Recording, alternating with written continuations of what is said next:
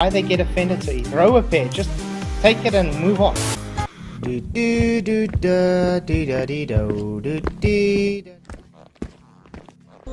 Yo, Fluffs, what's up? It's good to see you guys.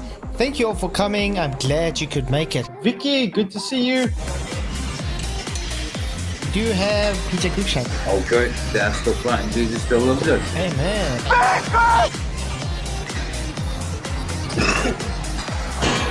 Michael Corn, what's up, Peter Italian? How you guys doing? And we are live, I think. Yo, Fluffs, what's up? It's good to see you all. Tonight's going to be a very triggersome stream for some people. We've already been having some triggered numpties like Sean Hawkins coming in. You know, Flatzoid, both you and Dave are just... Get out of my pocket! You are too much of a coward.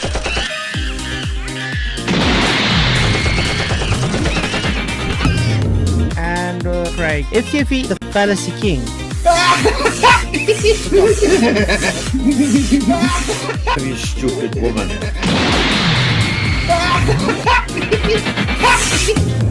That's going to be an interesting one tonight. Yo, Fluffs, what's up? It's good to see you all. Thank you for coming. I'm glad you could make it. I hope you're going to have a good show. Anyway, we got Jeff Conkle in, Ryan, Dave, PJ, and Matthew. How are you guys doing? Great, man. Oh, Great. good, bro. Good. It's good to see you guys. I hope you guys are having a good day so far. Like I said in chat, the earth is flat and Jesus still loves us. I meant the earth is flat. Amen. It's good to see everybody in the YouTube land. Thank you for coming. Please don't forget to hit those likes, share the show, as it really, really does help the show to get out to a wider audience. Today we're doing part 2 of Not a Professor Dave trying to debunk Eric Dubay's 200 proofs. Do you think it's going to be any better than part 1? No. And That would be a negative. Flats. I'd say it would get worse. Yeah, we can always hope, but I think that hope is really, really, really, really thin. PJ, you can hope in one hand and crap in the other and see what Yes, exactly. But yeah, it's going to be fun. I actually listened to Sean Hawkins try to debunk of our debate, first part, and the idiot agrees with me on flight dynamics while telling me I'm wrong. Oh, nice. That's how dumb the guy is. Yeah. So I'll probably be doing a special just on the flight dynamics part, just to, as usual, show Sean Hawkins what a numpty he is. So hi, Sean. Shout out to you. Okay. Ooh. Okay, we're starting with number 15.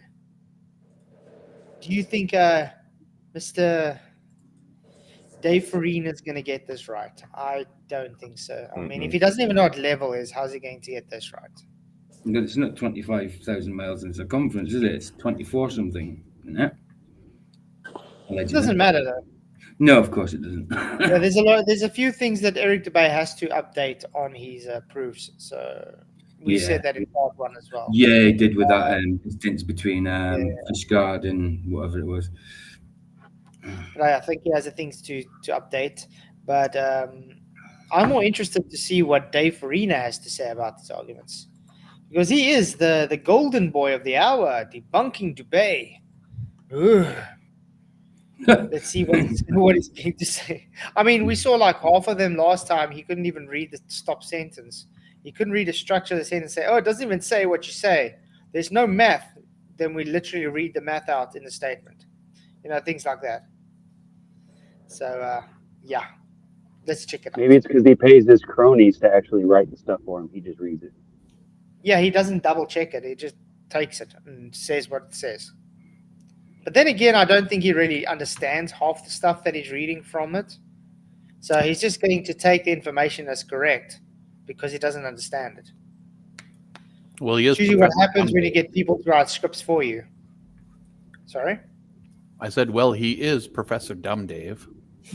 It's just atmo's enough. You know what I mean? You don't have to say atmosphere, atmos plane. Just atmo's enough. I think it just means it's air. Air hasn't got a shape.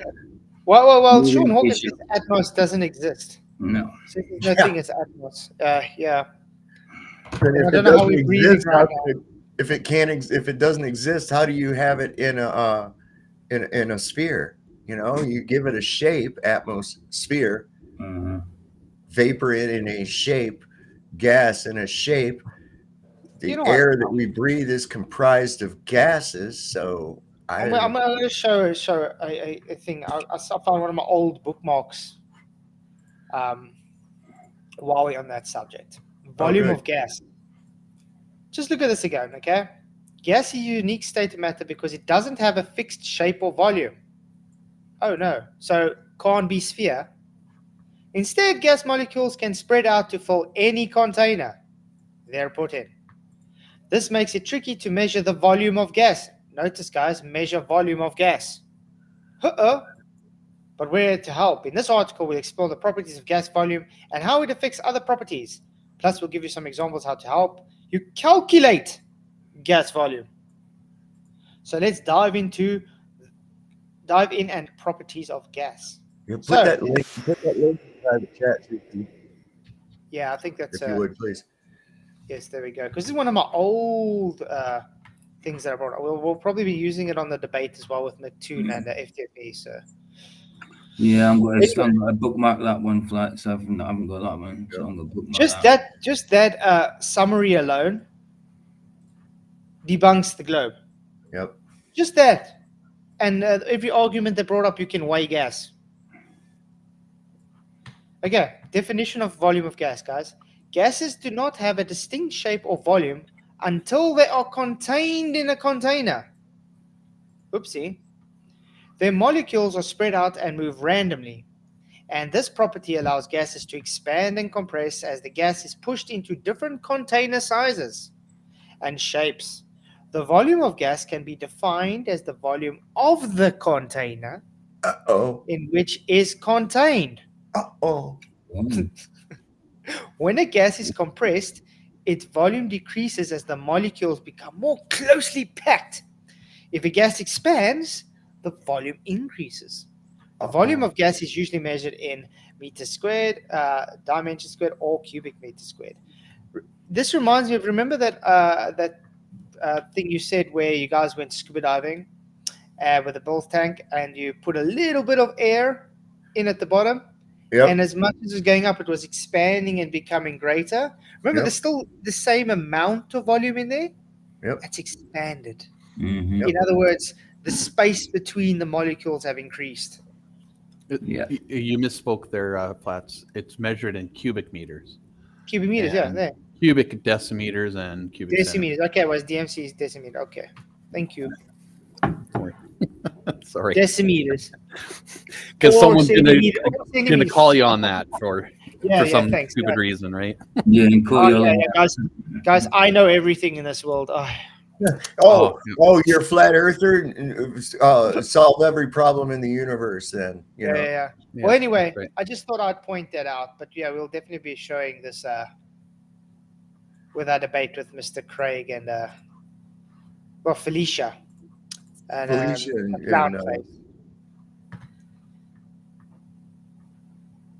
yep, they'll never just admit the containers in the equation.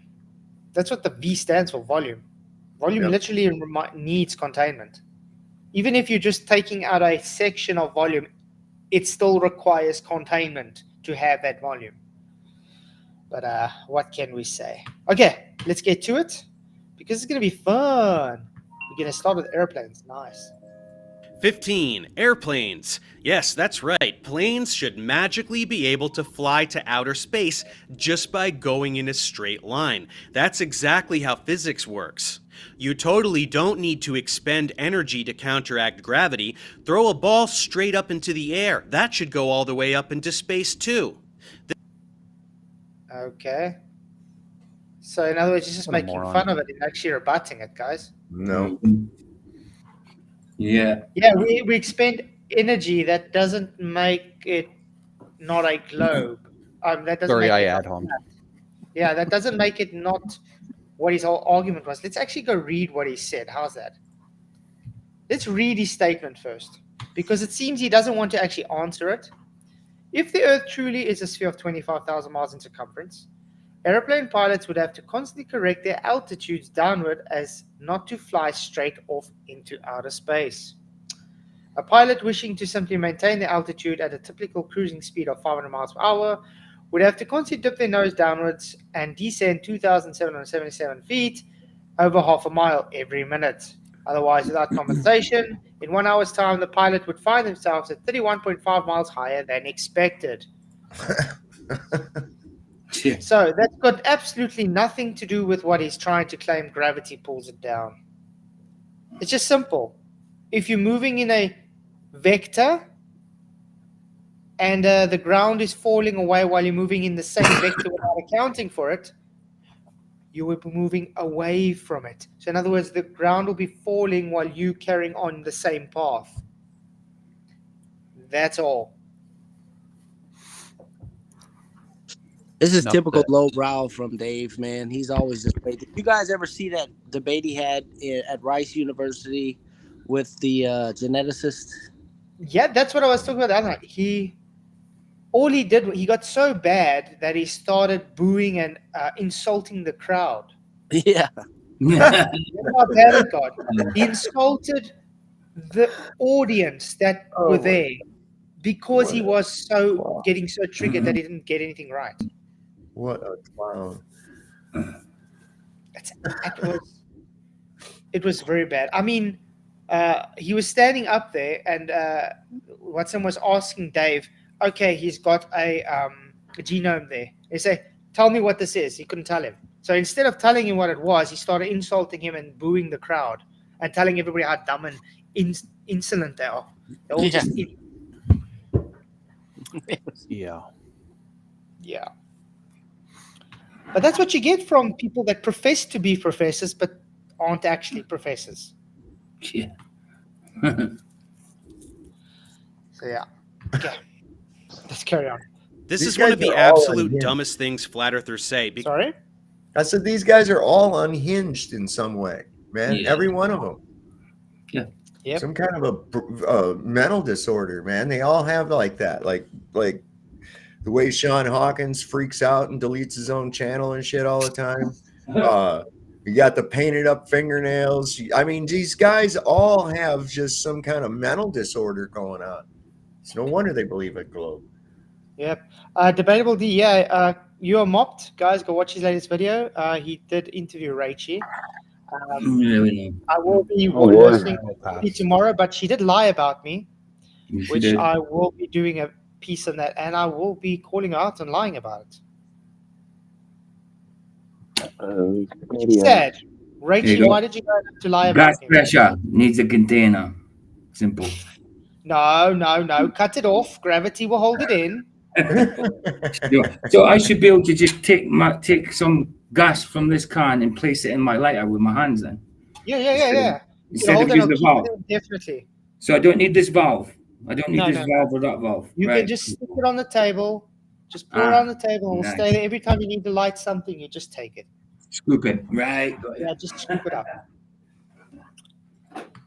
Let's carry on. Because it's just them having no clue how planes work. When a plane is flying, gravity is pulling it down, but gravity doesn't pull. We've been through this before. It's the weight. Weight, by the way, is not gravity. How do these people even know what weight is?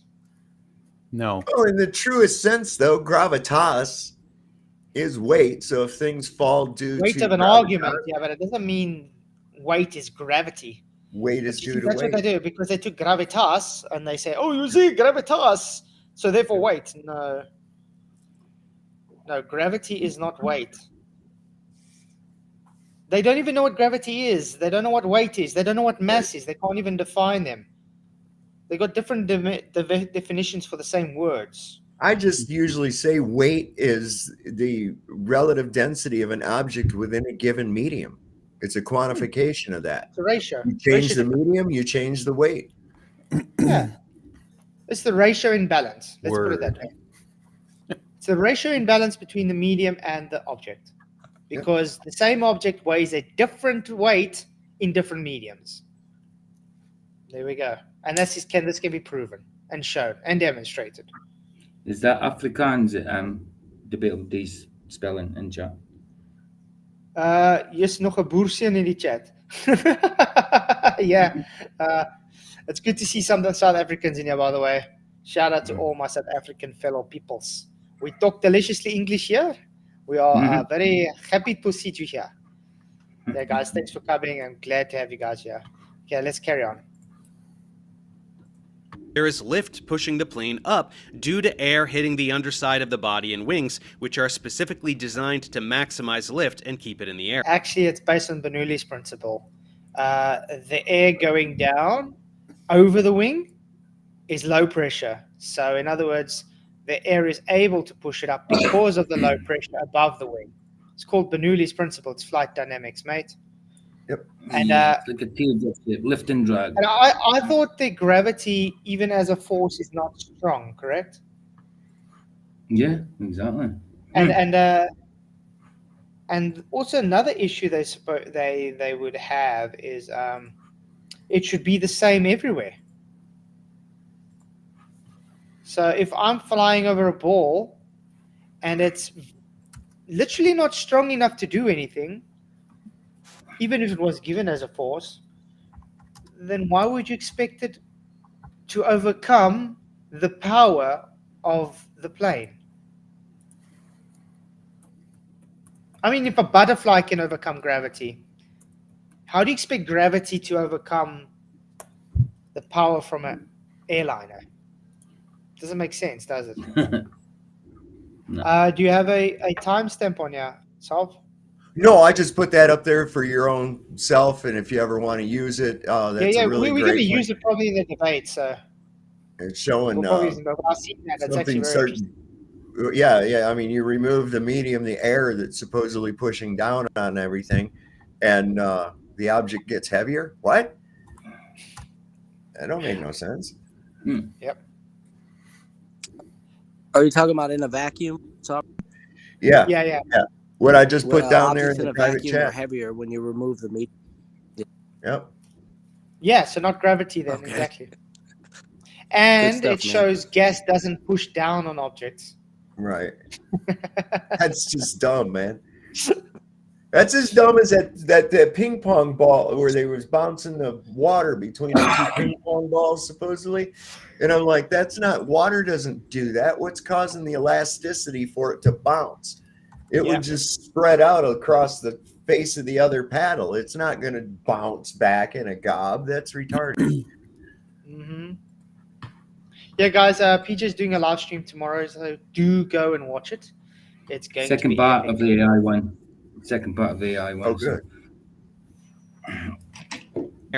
When these forces are equal, you have level flight, meaning constant altitude, and altitude conforms to the curvature of the Earth.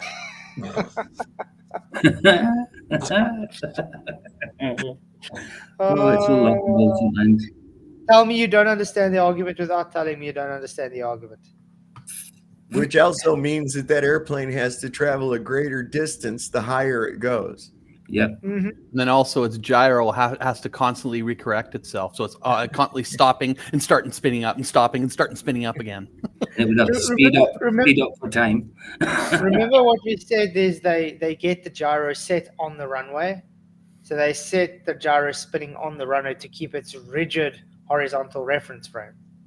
Yep. And then they got the pendulum vanes to keep it spinning in that rigid reference frame. Thanks, Sean Hawkins, for agreeing with me on that.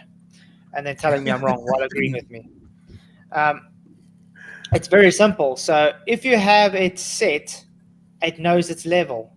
That's why you have the angle of attack usually at about 2 to 3 degrees above that horizontal reference. So your gyro is always fighting to stay horizontal while the plane is fighting to play level at 2 or 3 degrees above that horizontal. So it flies like this.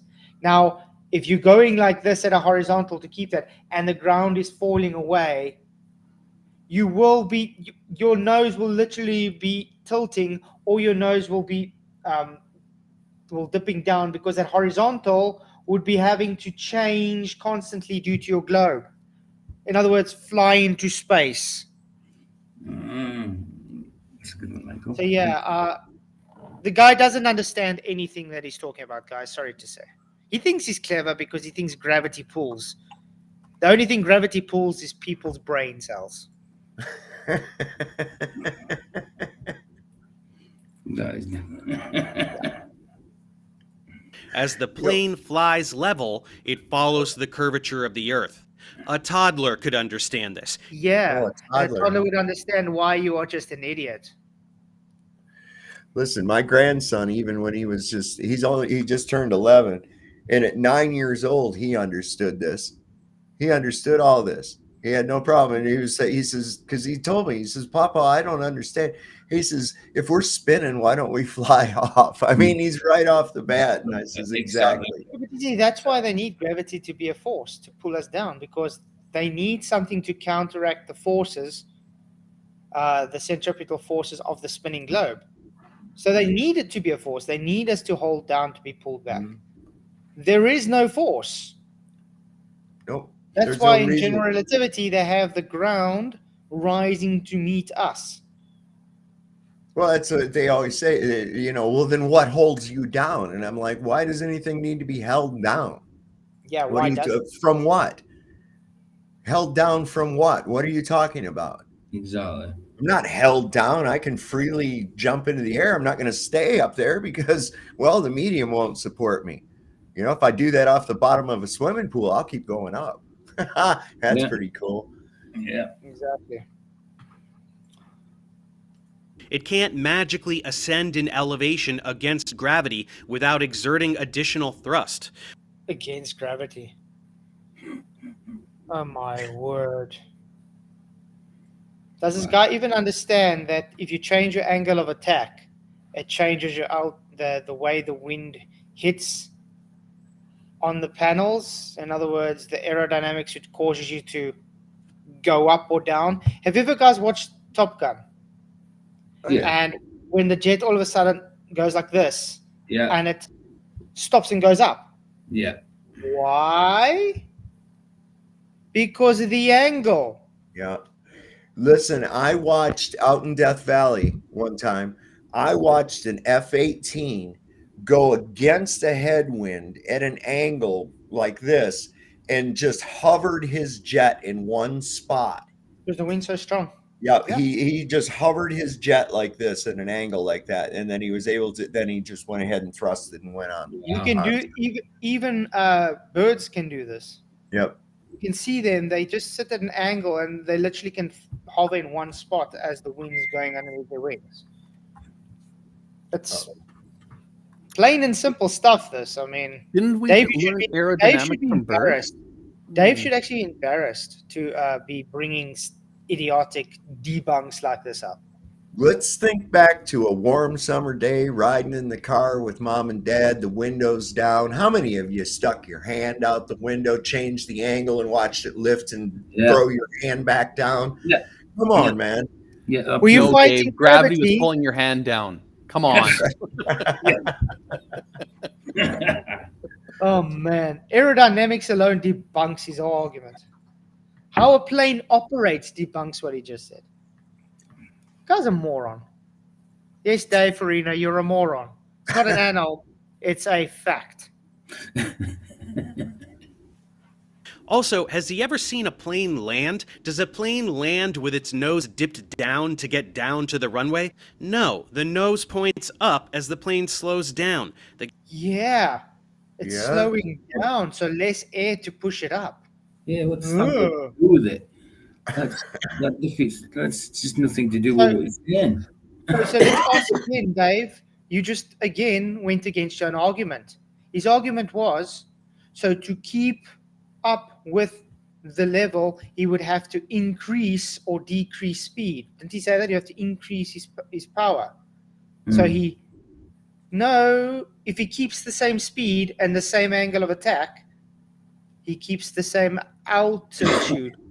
Yep. Because there's not gravity. If there was gravity pulling down and the globe moving away, he would have to alter that to go in that. So in other words, he would have to slow down or dip his nose. None of those are done. So therefore not keeping with your beloved gravity, not as a force. Wow. Dave watching Dave's debunk while Dave's Dave watching Dave's debunk while Dave is debunking Dave's debunk. Dave. Yeah. Oh man. The guy really is dumber than rocks. 16. Airy's failure. Ooh. He has Pot and no kettle. clue what this means. Somebody was Sorry? Pot and kettle. Yeah, exactly. trying to substantiate the existence of the ether, which doesn't exist, so he failed to detect it. He wasn't trying to prove the heliocentric theory. That was done several centuries prior. This is gibberish. We've actually explained this. Even Adam was on here a few nights ago trying to explain Airy's failure, remember? Mm-hmm. What is it? They took a telescope filled with water and they tried to take the angle and the speed the light would reach in the telescope from the stars and therefore show it's the Earth rotating. Yeah.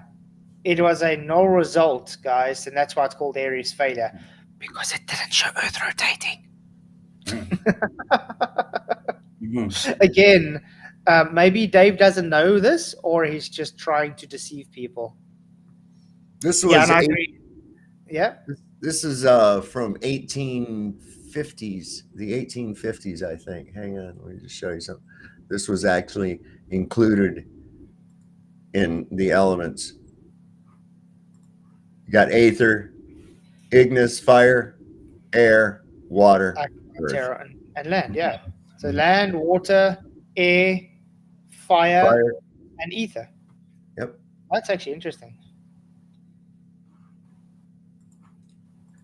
Ether. Oopsie.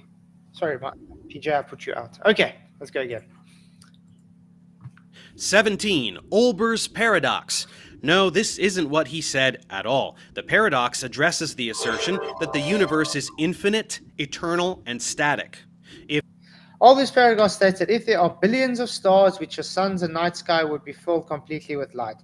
As Edgar Allan Poe said, were the succession of stars endless, then the background of the sky would present as a uniform luminosity.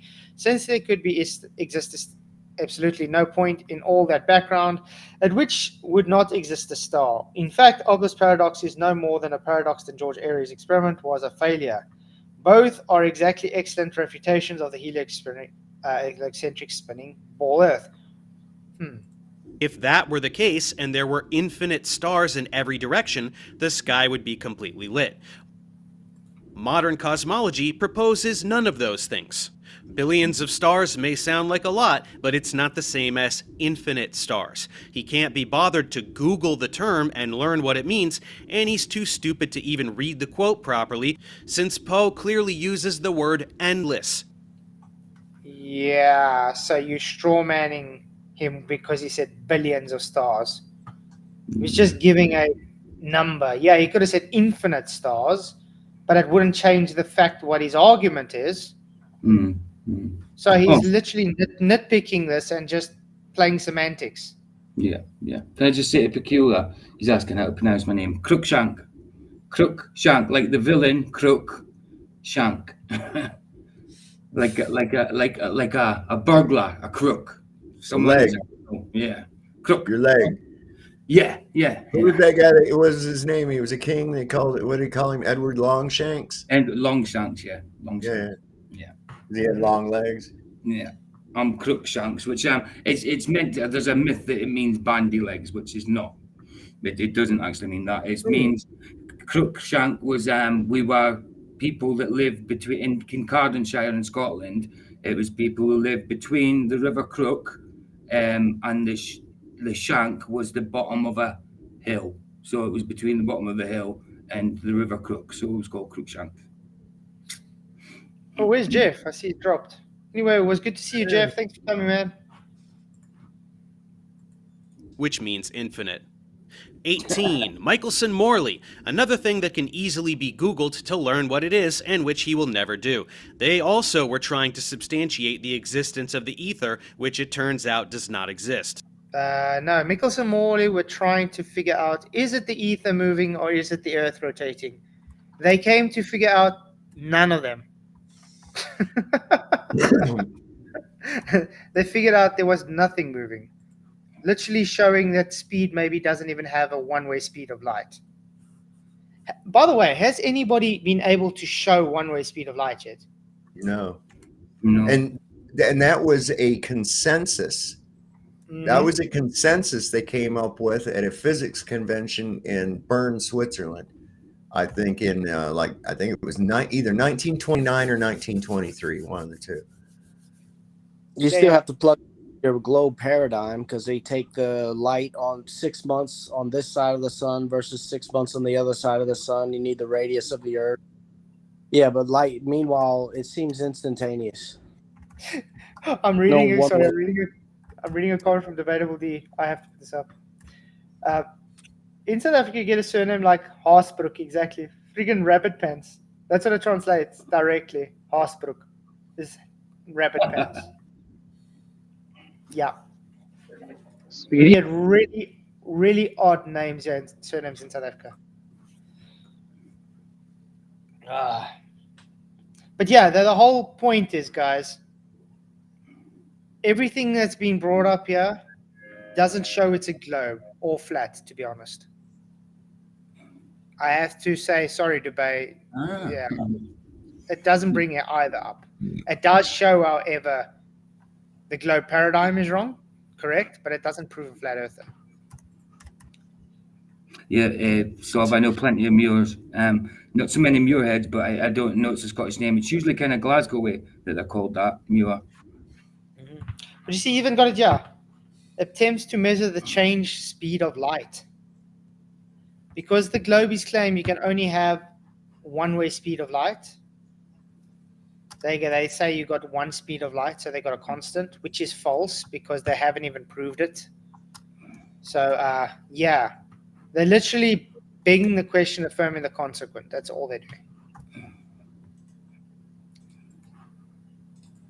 Yes, they determined that the speed of light never changes, a finding which prompted the development of... No, they found it's not the same. They found it goes a different direction to the other direction at different speeds. What the hell is he talking about? And then they false equivocated this to say it's the Earth that moves because of consensus says so. Or has a guy ever looked at interferometry before? Well, that's exactly what Sagnat effect is. Wow. So does he say, doesn't matter which side the light is going through, it's going to stay the same speed? Guy's a moron. Of special relativity.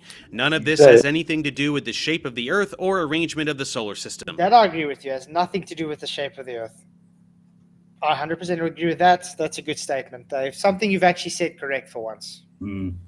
At all. 19. Tycho Brahe. It's true, he was not convinced of heliocentrism, and his reason was logical. He knew that stars should exhibit parallax, and they do. You need telescopes to see it, which... Do you guys observe parallax in the night sky? No. Parallax. Tycho was famous for claiming there's no parallax. Yep. In fact, I was just arguing with that fellow about that earlier, about that very thing. I was like, you don't see that. And he goes, but on a flat Earth, you would. And I'm like, why? Yeah. Why would you see? Why? I've actually had a rebuttal from a globe telling me, yeah, we do have parallax. It's just not over one night. So it's not parallax then. Because you would see it in real time. He said what? It's over different night spans. I've had them argue, I've had even earthers argue with me over parallax, and they want to claim retrograde motions prove parallax. And I'm like, okay, well, where do you observe this retrograde? We don't. Exactly. Most of the things they just do is affirm the consequent based on a biased belief. They beg the question and affirm the consequent. That's it. Yeah. Yeah, Alan, gravity and friction is the cause. It's just a comment Alan said he got in his new video to do with these suction things for a phone, to plant a phone, and Stephen Jarvis put, yeah, gravity and friction are the cause. Stephen Jarvis, one of the most idiotic trolls around. Mm-hmm. Didn't exist when Brahe was alive. It was first confirmed in 1838, and now you can confirm the parallax of nearby stars even with higher-end personal telescopes, which is why this idiot has to time travel to when telescopes didn't exist in order to pretend you can. Show us parallaxing stars. Go ahead, man. Well, Have you noticed the guy doesn't actually present anything that makes his case? He just says stuff. Yep. Look, we have better telescopes because it's claimed in 1800s that they've been able to observe stellar parallax. Dude, is he trying to claim that star trails is star parallax?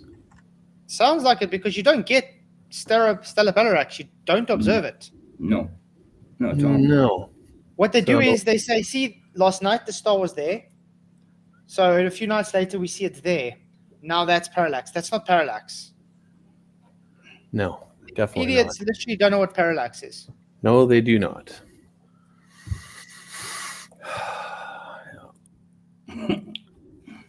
20. Fun with physics. If you fire a cannonball straight up, it should fall down in a different place because the Earth is spinning. Mm-hmm. No. There's this thing called conservation of momentum. The cannonball retains the momentum of the Earth. This is also why a skateboarder lands right back on the skateboard. Sorry. How long did that guy stay in the air? About no longer than a second. No longer, if that. Yeah. What happens if that guy on the skateboard had to go up 10 meters? Would he land on the skateboard again? No. Probably not. A big alert. Then I want to ask you something as well. If things have different masses, do they conserve energy differently? So the conservation of momentum would be different for all masses. Yeah. So the skateboard, in other words, will be moving faster than the heavier guy if he was high up, and he won't land on it. Why? Because they conserve energy differently. Ouch. Yeah, fun with physics. Agreed. It debunks your globe. This is the whole reason you guys struggle when it comes to Coriolis, because you don't understand. If you claim conservation of angular momentum, no Coriolis effect. You can't have Coriolis effect if you claim conservation of angular momentum. Well, that's their great evidence, Flat, is the fact that they don't have any evidence. That's the evidence. Right. Yeah, that's what we told Adam the other night. The other guy that came there last night, the overqualified globetrot, Adam. He was a nice guy, by the way. He was a nice guy. That overqualified? Yeah, overqualified. Was definitely ill-qualified, if you ask me. I mean, he didn't even really know his own globe arguments. No, but he was a decent enough guy, though. To be fair, he was at least decent. He was trying to find, and I saw he was taking notes to try and figure the stuff out. So maybe he'll go look at it and come back. So yeah, I shout out to him. Yeah, man. I mean, it's not very often that you get people that, trying to be honest and stuff. Obviously, he had a lot of cognitive dissonance going on. But it's a good sign that he didn't lose his cool. He didn't lose his shit over it. See?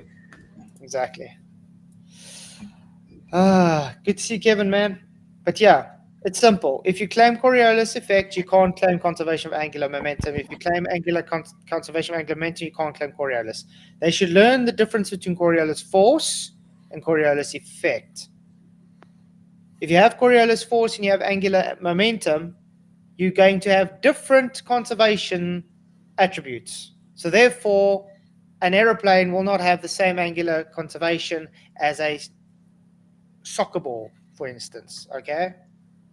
And notice that F equals ma, a force causes a mass to accelerate. Let's take aeroplane, for instance, guys. It's controlled flight. It is causing a force, using a force to accelerate in a certain direction. Now, what happens if something's accelerating in a different direction? How would you be conserving momentum? Have they ever heard of the first law of motion?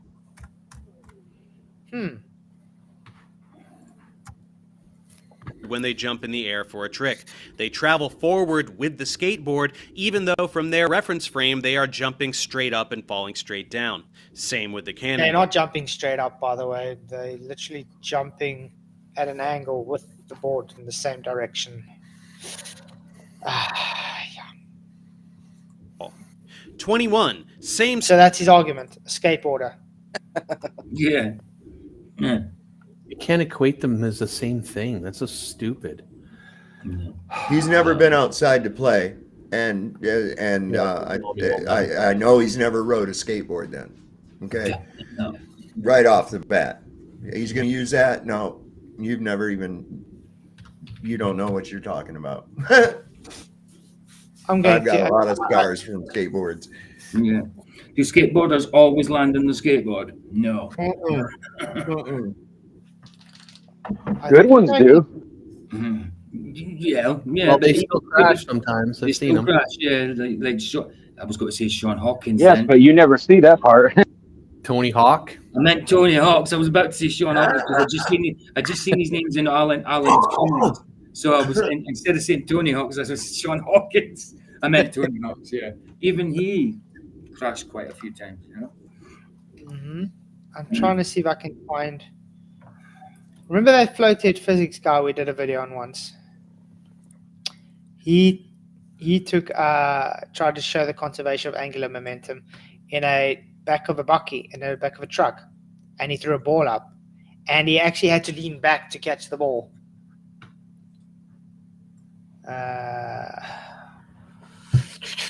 Trying to look for Hawkins. Tony Hawkins. the Hawkins in. No, it's in Tony Hawkins. I mixed the names. Let's see. Sorry, guys, I'm just trying to look for it. If I hang in the sky, will the earth spin beneath me? I want to get to where it is.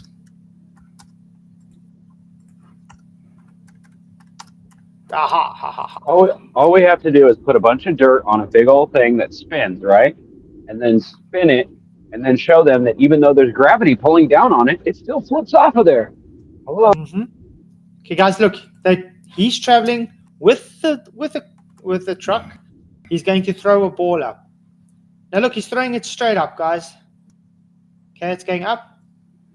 Look, it's above his head, but look now, once it stops losing the conservation. Look, where's this guy going? Oh, no. Where's he leaning to catch the ball? Yeah. Right. Where's he leaning? Because of drag in the air. Oh, no. So conservation of momentum is not the same for everything. Uh-oh. So it's used up the momentum. I don't know what's so hard for people to understand. Have you guys ever taken a car and drove it at 60 miles an hour and slammed on the brakes? God. And the car carries on going. I'll do it as an experiment. But the car carries on going, okay? And then eventually it stops. It tries to. So you've conserved the momentum till you've stopped. So it doesn't conserve it indefinitely, does it?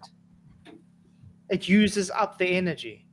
It's the same if you claimed the Earth is spinning underneath us.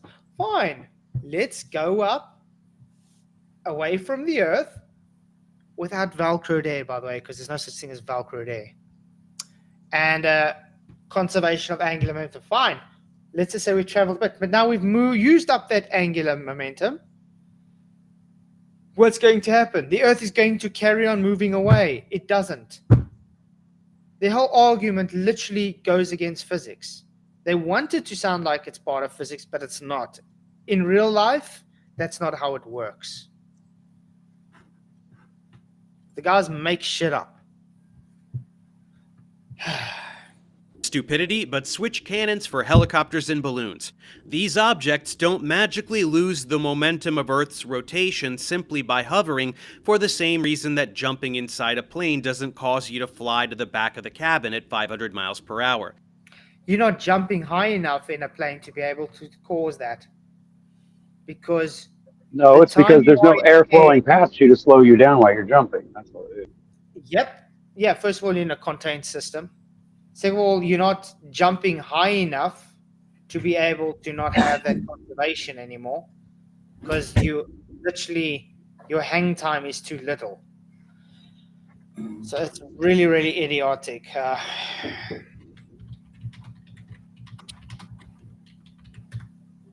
I think that would actually be true, like if you were in a plane, even with no air flowing against you. I think that if you jump, if you were able to jump like 6 or 7 feet up in the air and do some hang time, you probably would slide backwards slightly in the plane. That would still be true, right? You would have to. But I mean, remember earlier I said Newton's first law of motion? So if an object wants to change its motion, it cannot change unless it has a force acting upon it. Okay? So let's say you're in an airplane like these people are. And does the airplane fly with force? Oh, yeah. And what happens when an airplane flies the opposite direction of that conserved momentum? A force.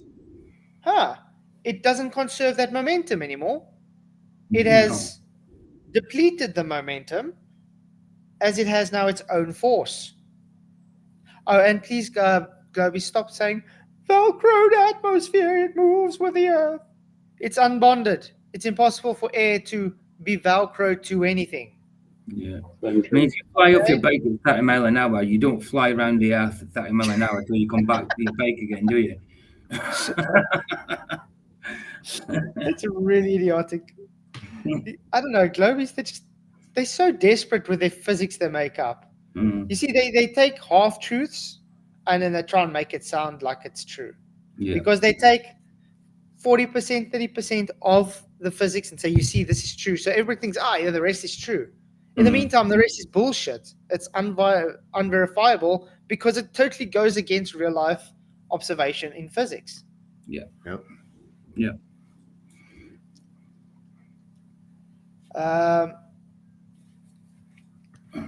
RWN Real World News. This is every profession has its gravity added in, but never used on math or reality. Like bridge builders don't count gravity, but mass. They take the mass and they say it's gravity. That's the problem. And delivery industries uses decadnewton, but it's not. It's just kilos. But that's what I say. They take the units of measure and say it's based on gravity. Gravity is not a force. Hi, Michael. Hey, Jono, bro. How you doing, man? Good to see you all, by the way. Thanks all for coming. If you haven't already, please hit the likes, share the show. It really, really does help the show to grow and get out to a wide audience. But it's good to see we got 70 people in. Woohoo! Wow. Hit the likes, please, guys. And no, it's not because the cabin is enclosed. Observe people playing tennis on the wings of an airplane. Physics. Learn about it. Look, yeah. Observe. I'm going to slow it down. Where's the speed? Oh, man. Look, he hits the thing at a curved path. People They're hitting the ball at a curved path, guys. On the wings. Look at he's hitting at a curved path because of the wind. Look. Of an airplane. Look. Plane. Oopsie. Yeah, he's putting. Yeah. Look, he's hitting at a curved path so it can go back. Look. Physics. Got double vision.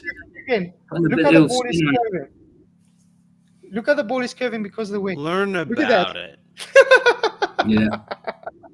Yeah, learn about it. We're going to flat Earth. What an idiot. Yeah.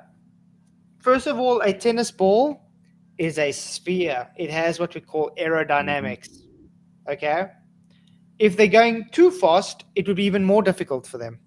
They're going at a very certain speed that there's not really enough friction on that tennis ball to push it totally off course. But it's enough that they have to hit it forward so it can curve back to the person. Did you not notice that, Dave? Put a spin on it. What happens if they had to hit it straight? Oh, wait. I think they call that English, don't they? Sorry? They call that English. Like when you hit a pool ball, you hit it at an angle and it makes the ball spin and it causes it to turn because of the drag on the table. Mm-hmm. So, yeah, the guy, as usual, brings up an argument that actually shows him wrong. Really, really pathetic. 74 people. Woohoo! Thanks for coming, guys. Good to see you. 22. More of the same stupid. The guy was falling and landed in the wrong place. Well, again, the balloon he was on was rotating with the Earth. Oh, was it now? Complete the curve. Yeah. Look how small the Earth is. But it was. No, it was worked out. If there was Coriolis, he would have landed in what they said, the Atlantic Ocean or something. Yeah. He landed in Mexico where he jumped. The wrong direction. The wrong direction and the wrong direction was the wind, yeah. Wow. He went against Earth spin, guys. Mm. Oh, man. Woo. And he Planet maintained Unite. that lateral velocity as he fell. Ever see planes dropping bombs? Do they fall directly downward and land on the point precisely below where the plane was when it opened the hatch? No, the bomb... Yeah, that's called conservation of momentum. That one is definitely. Dude, this is why. Well, if it's a rocket, it'll speed it up. They had a thing they came out with in World War II. The American bombers had it. It was a top secret thing that actually came with a sledgehammer to destroy it with. That was the duty of the bombardier. It was called the Norden bomb sight. And it calculated all of that so that they could actually sight ahead from the altitude that they're at. And that whole formula of conservation of momentum, all of that was taken into account so that they could hit their target. This was such a revolutionary thing that it came with a sledgehammer to destroy it with before the guy bailed out because they didn't want it falling into the hands of the enemy. Wow. Oh, man. Well, that explains why they do that in movies before they jump out of the plane. I never noticed that before. I never knew that there was anything to that. Oh, yeah. The Norden bomb sight. That was a huge technological advancement for bombers, man.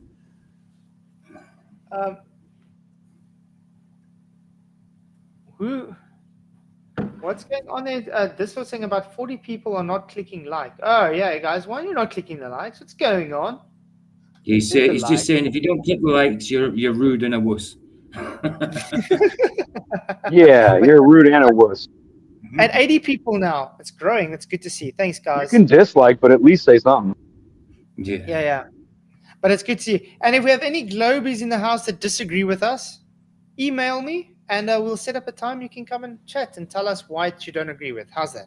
You guys agree? Absolutely. Let's read at gmail.com. Just email me and then we can always organize a time that you can come and have a discussion, and then you can tell us what we got wrong and tell us how we're wrong. More than happy to hear it. Okay, let's see. Bombs maintain the velocity of the plane, so they travel forward with the plane. Notice that as it's dropping, it loses angular momentum, Dave.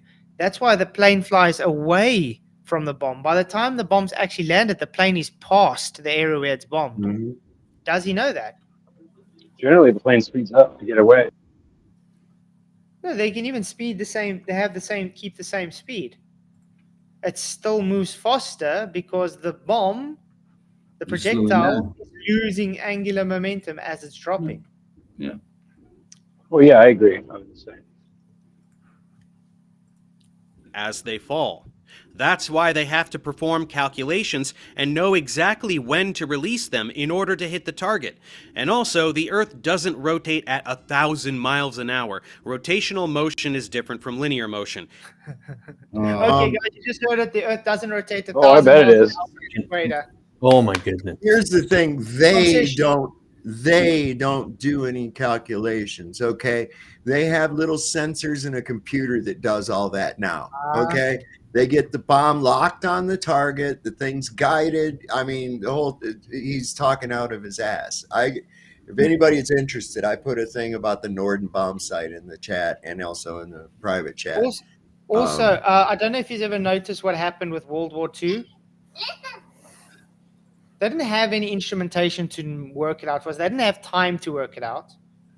No. They just eyeballed it and let it go.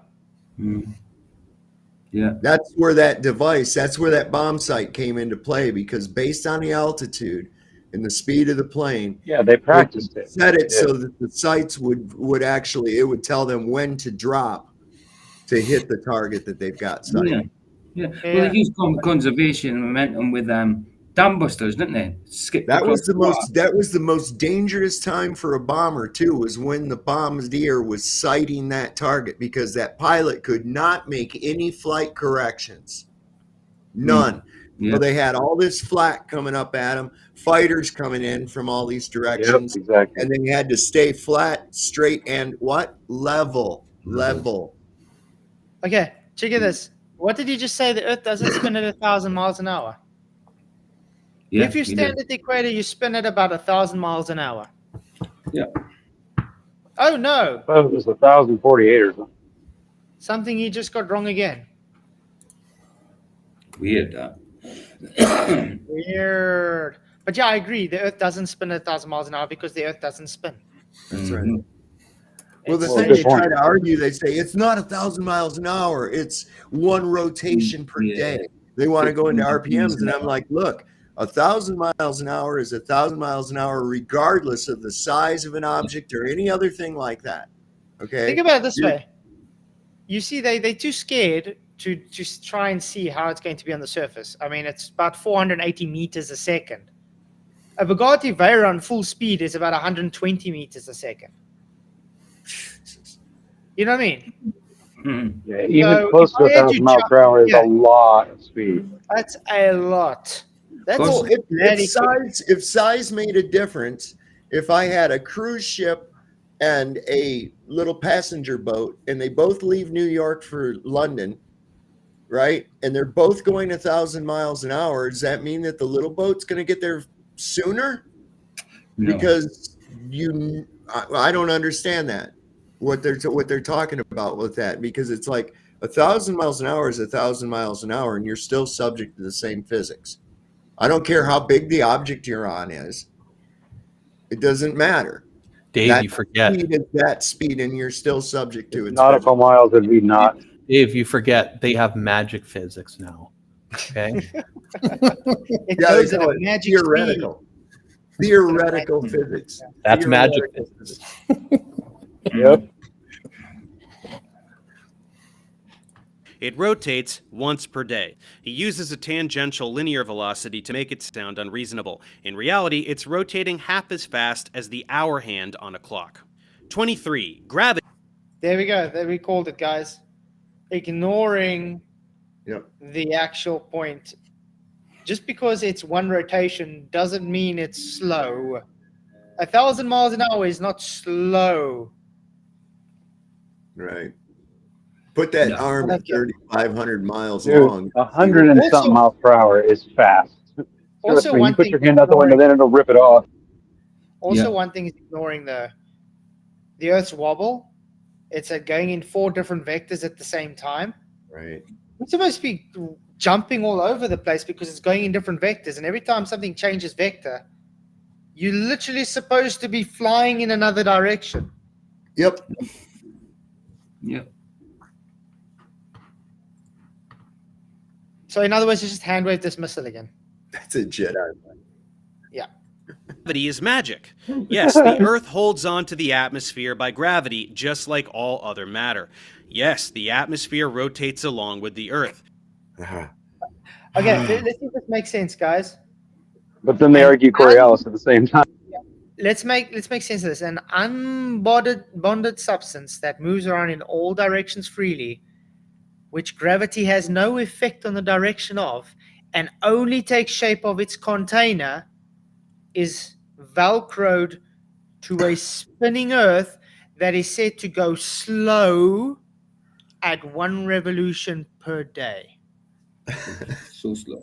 Take that hour hand on that clock and put it out at about 3,800 miles long. Yeah. Now what's the end of that clock arm doing? Now what's the end of that clock arm doing? Right? Mm-hmm. I mean, I can agree that the center of toward the middle of a merry-go-round is going slower than the edge. Yeah. And the bigger I make the merry-go-round, the faster that edge is going to be all the time. The worse it's going to get for you. And as I've done this as a kid. I thought it was fun. Try to walk across a merry-go-round while it's turning, even if it's just turning really slow.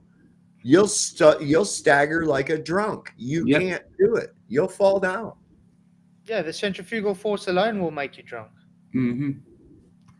Even when you get off, it changes so much. You can't get judge spun. your next step. You can't judge your next step where it's supposed to go. It's like it doesn't work right. So I'm saying, even when you get off onto steady land, you still feel it. You still feel that motion for a little bit. Yeah. Mm-hmm. No, there is no perfect synchronization. The rest is gibberish. There is no perfect synchronization. Yes, your globe does claim perfect synchronization. Yeah, no. Because everything works in perfect tandem. Because somehow it's fine-tuned. Has you ever heard of the fine-tuning before? No. Later, guys. I forgot. If it's not in the script, he doesn't know. Cheers, Jeff. Thanks for coming in. Enjoy the rest of your day. You too. Cheers, man. Thanks for coming. Yes, dude. Much blessings. So, guys, there's one spot open again on the panel if you want to join. Better do it quick before someone joins, because I saw earlier someone was trying to come in. I know. Stinky Cash tried to come in. He was in before the show started, before you guys came, and then he left. Oh, was it? Yeah. Okay, someone's up. Oh no. Oh no. No. Who'd that be? Baldwin, a troll. Sorry. Oh, darn. There is gravity in space. Things in orbit are still under the influence of Earth's gravity. Gravitized doesn't mean anything, and he doesn't know what a vacuum Gravitized doesn't mean anything. Oh my word. Well, what about magnetized? Does that work? Magnetized by the mic while I kick my juice. And hypnotized. Yeah, what's this element? That sucks to the center of itself? Yeah, when he says non-gravitized, it means there's no such thing as gravity. Bingo. Just like when you take a magnetic field away, it's not magnetized. You take the gravity away, there's no gravity. So that's what it literally means. And yes, no atmosphere in an infinite vacuum of space. Is he saying space is not an infinite vacuum now? Let's see. That's what I've been hearing him say. Yeah, let's make sure. of Earth's gravity. Gravitized doesn't mean anything, and he doesn't know what a vacuum is. Wow. Here we go. He doesn't know what a vacuum is. Okay, I'm going to do this. It's a good question. What is a vacuum? There we go. Outer space is a very low density and pressure and is the closest physical approximation to a perfect vacuum.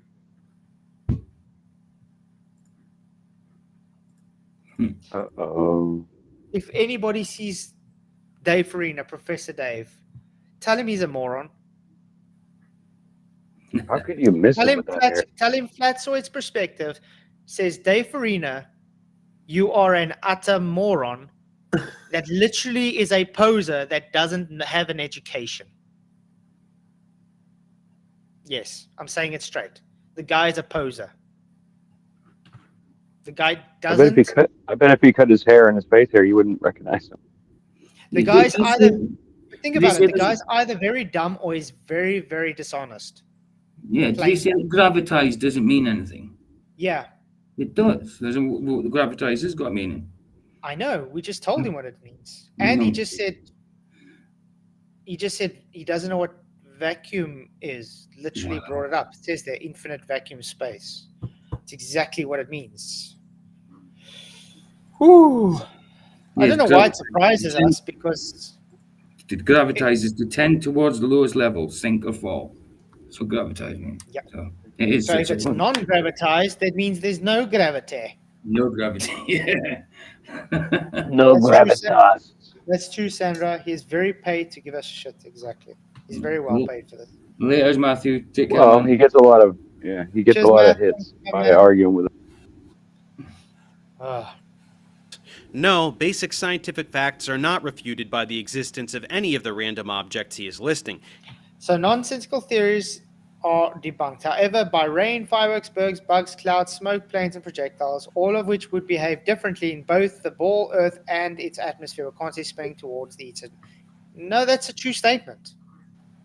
Remember, I told you things with different masses have different conservation properties. Yeah, expose Notice Antarctica. none of them have deviation. Yeah, expose Antarctica, and we know Dave's an idiot in that, but try not to refrain from using words like that. The P word, it's not a good word. Especially in a live chat on YouTube. Are there Professor?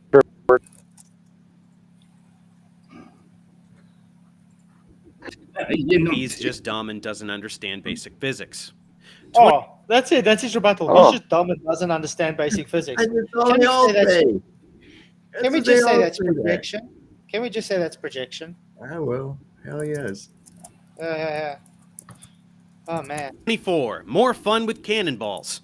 Yes, we can consider the Earth an inertial reference frame, so it doesn't matter which way the cannon is facing. It's not that hard to understand.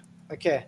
If Earth and its atmosphere were constantly spinning eastward over 1,000 miles an hour, then north-south facing cannons should establish a control, while east-firing cannonballs should fall significantly farther than all other, while west-firing cannonballs should fall significantly closer. In actual fact, however, regardless of which direction cannons are fired, the distance covered is always the same. That's quite a concise argument. Oops. Which is true. Mm-hmm. They would have difference in where the cannonball will fall. We don't have a difference. So therefore, the not cannonball Earth. will fall. Just because you're saying Earth is an inertial reference frame doesn't change the fact that it would change. Yeah, Does the guy know? Yeah, but does he know inertial reference frame is just an observed reference frame? It's not a physical thing. It's a reference frame. It's only where you observe it. You get a non-inertial and an inertial. Yeah. By the way, Earth is the non-inertial, not the inertial. The inertial is the ball, not attached. So you got that wrong too. Let's just make sure that's what he said, because I'm sure that's what he said. Reference frame, so it doesn't matter. What? He's just dumb and doesn't understand basic physics. 24. More fun with cannonballs. Yes, we can consider the Earth an inertial reference frame. You think Earth is an inertial reference frame? Wow.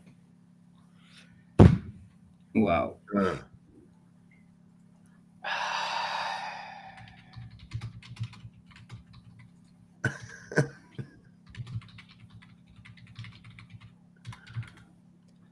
You know, that's just they just say shit and just leave it at that, you know, like, and people just let it slide.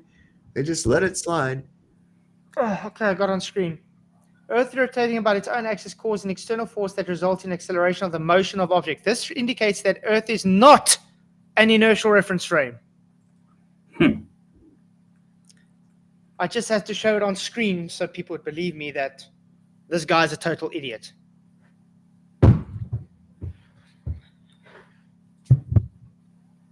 I don't know what more to say, but other than I'm getting tired of calling Dave an idiot.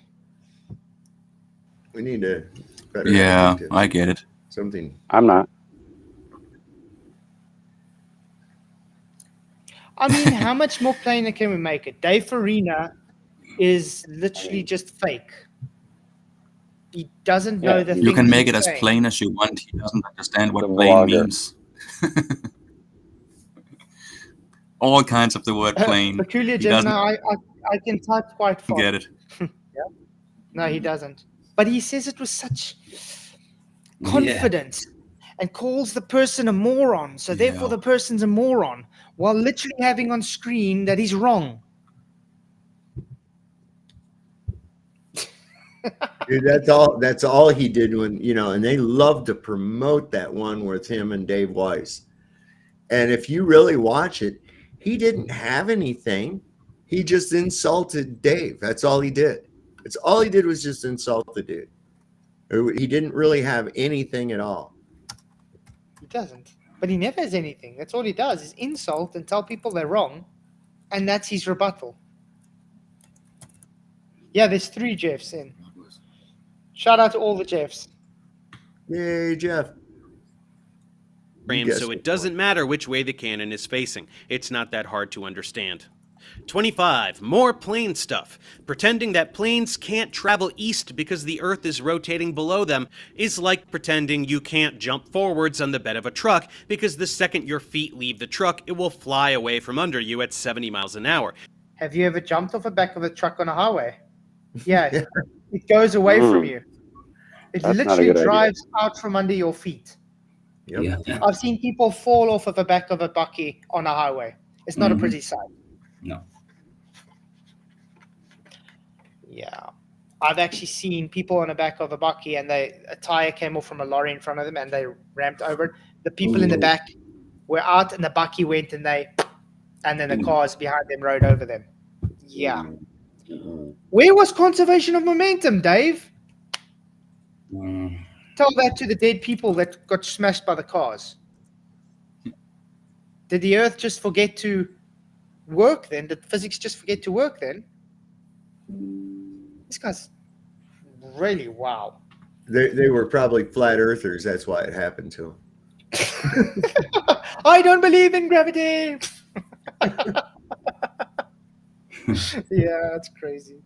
Oh, That's a man. good one. This is and notice, guys, this is just came from the guy that just said the Earth's an inertial reference frame.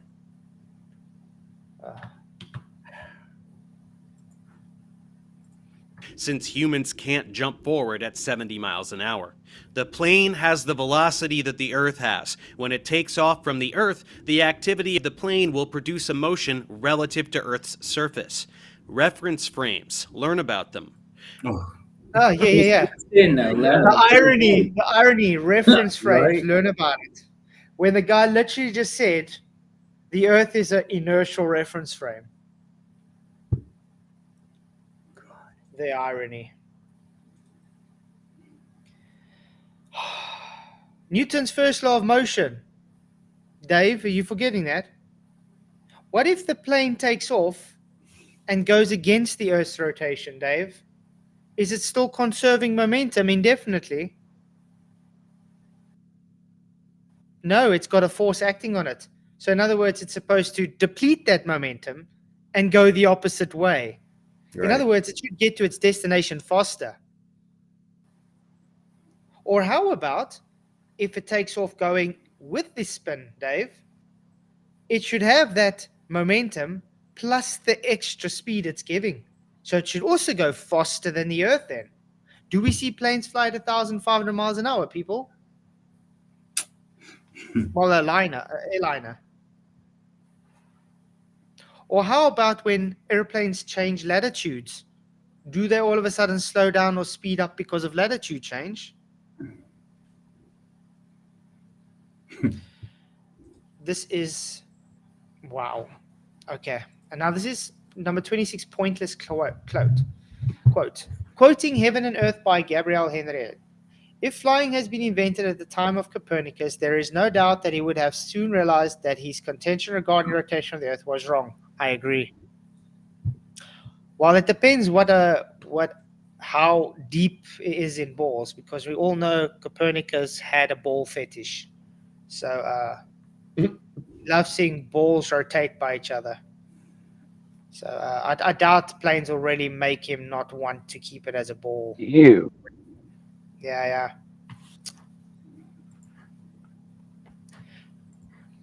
Really weird. 26. Pointless quote. I don't know who this person is, but Googling her Pointless quote. I don't know who this person is, but I'm going to say why you're wrong. That's actually funny, you know that. her name brings up nothing but links to flat Earth videos and pamphlets. So? What's that got to do with anything? So what? What does it matter if the person was a flat earther or a clown? A quote's a quote. Just because you don't agree with a quote doesn't make it pointless. It just makes you how can I put it? Ignorant to actually understanding the quote, or you're just have a bias and a bigot because she's a flat earther. Therefore, no, it doesn't mean anything. Yeah, exactly. So it seems pretty fake. Also, pointing to someone else who is... Seems pretty fake because person might be a flat earther. And look at the meme again. That's the best he has to offer, that meme. Okay. So flat earther, so duh. I don't see anything wrong with that statement, by the way, that quote. Did anybody else see anything wrong with that quote? No. Seems pretty good. Stupid doesn't make you any less stupid. Copernicus wasn't arguing that the Earth is a rotating sphere because that had been common knowledge for well over 1,000 years at that point. No. Copernicus was still in the time when it was seen as a heresy.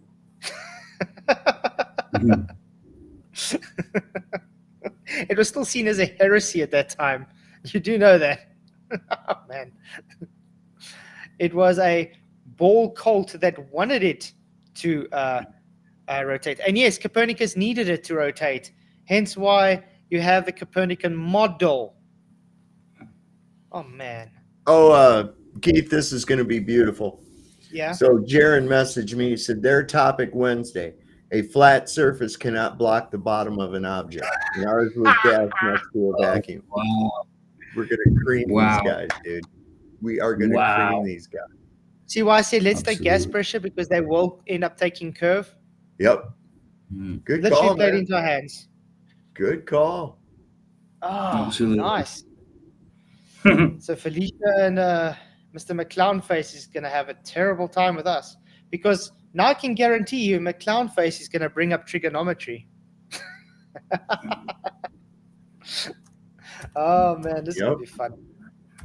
And then then we'll get to show how he's using two-dimensional orthographic Euclidean geometry to describe perspective. Bravo, bravo. They are so predictable. So 26 I mean, is I was basically just 25 again, looking, but out of... Yeah. I just saw a tweet by McToon on here a few minutes ago. Where was that? This is all he's got. There are flirfs that give bad arguments for the dirt pizza and flirfs that give terrible arguments for the terra tortilla. But Zerka Official gives the absolute worst arguments for the magical flying space frisbee. So that's all he's got, is these little euphemisms and stupid and things. They're all based on a flat Earth society straw man. Yeah. Bullshit stuff, which has been said to you many times. That's not the flat Earth. Yeah. But yeah, I'm not a Zerka guy. I mean, remember when Zerka and Witsit were debating? That Zerka dude, wow, he's kind of vile. Yeah. Yeah, he's bad. I didn't notice the sound. someone else's fake dumb mouth. 27. Holy hell, more plane stuff. Yeah, the reason there's so much plane stuff is because it debunks a globe.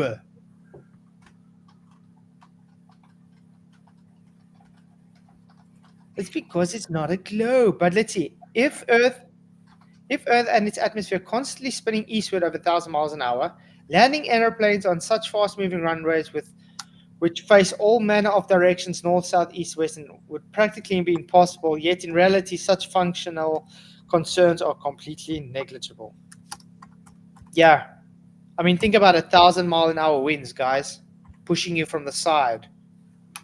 I think you would notice that. Yeah.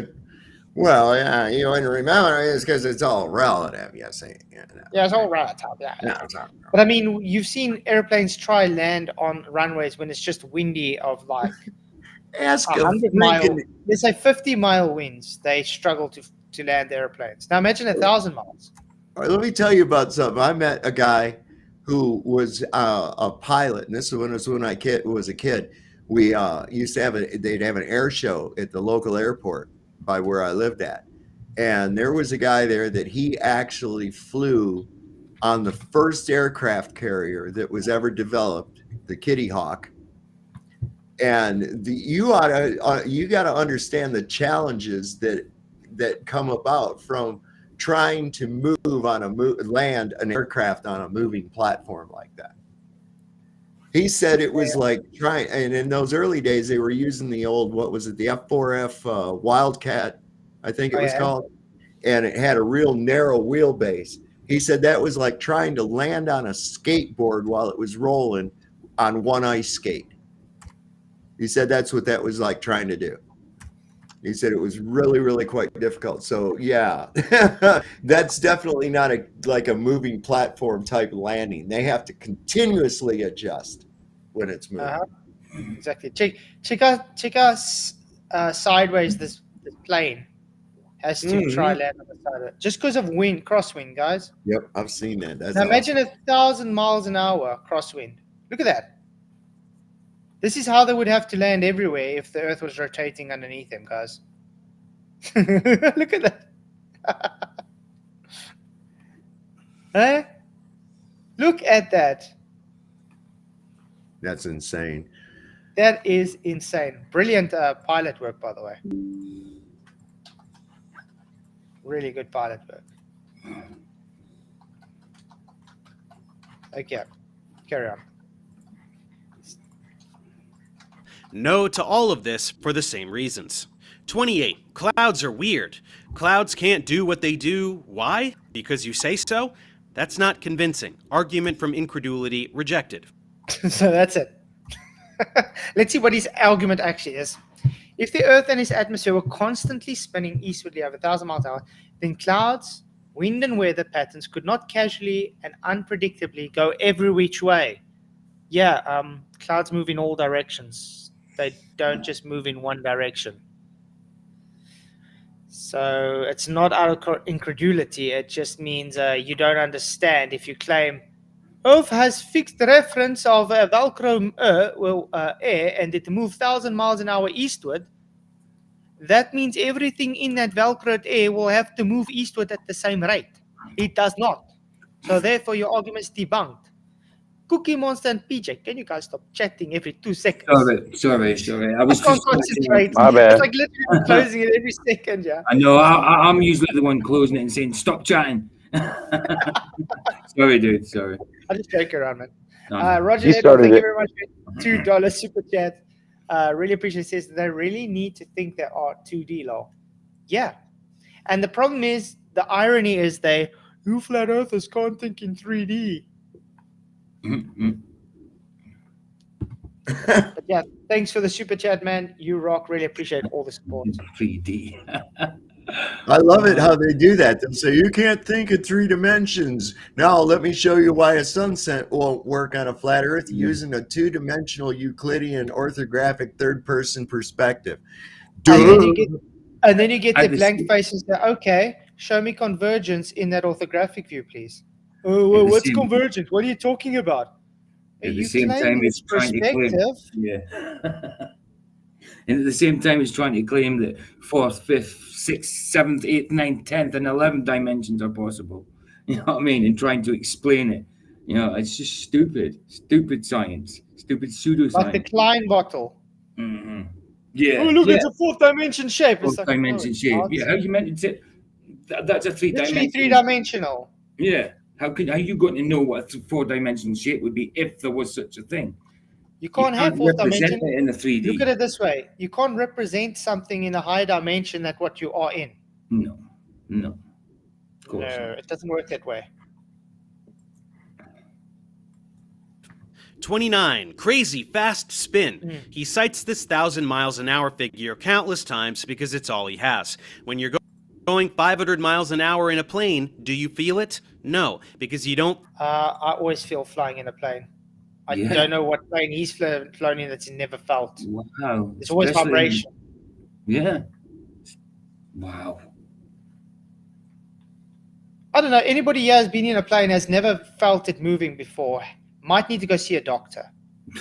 Exactly. Definitely.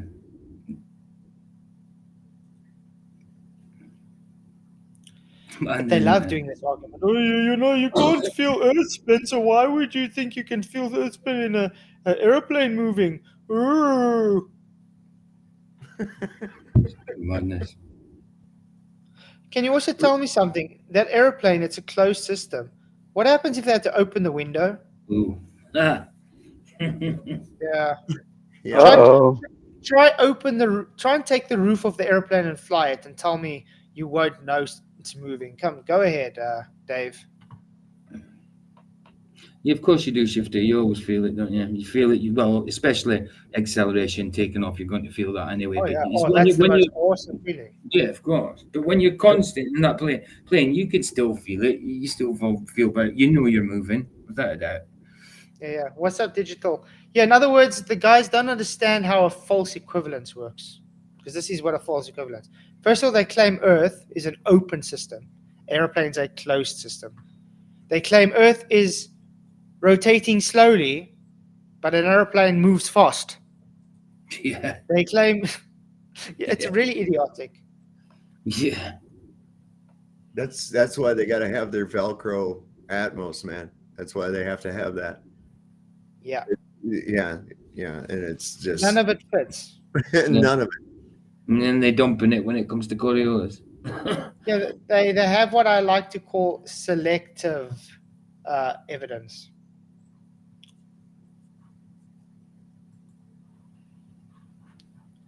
By the way, Sean Hawkins still doesn't get how something can be plumb at its base and lean at the top. So I'm going to quickly show you.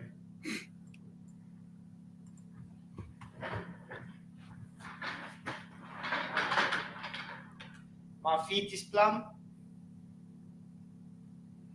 Yeah. How'd you do that? Sean Fat? Hawkins. Sean How do Hawkins, you do that? you are a moron. I thought only Michael Jackson could do that kind of thing. He did it forward. He had Because these shoes. He had these shoes with a slot Yeah. that was cut Yeah, that was a into, trick. and Yeah. there was like these nail heads that would stuck up out of the stage, and he would Yeah. shack his feet into that, and then he could do all that shit. without all Yeah. that. Mm. Still need good strong legs for that though. Yeah, because definitely. Sean doesn't understand how the Verrazano Bridge has its base at plumb and the top is leaning. Wow. I don't know, maybe because it's engineered to lean with the Wow. base plumb. You can build something level, then go off at an angle. It's not hard, is I it? swear, Sean Hawkins has never laid bricks in his life. I don't know. What's wrong with the guy? Wow. I mean, you do What's when a you're brick? inside of a fire, like a chimney and that. It has to kind of go up level, then go off at an angle to go up the chimney, up the lum, as we say up in Scotland, up the lum. Mm-hmm. Crazy. Hey, Feel motion at constant velocity. You only feel acceleration and deceleration. It's not that hard to understand. yeah, but Earth is moving in 4 different vectors at the same time. So therefore, you would feel the acceleration and deceleration constantly because it's moving in different directions. Constantly. Yeah. Yeah. At every point.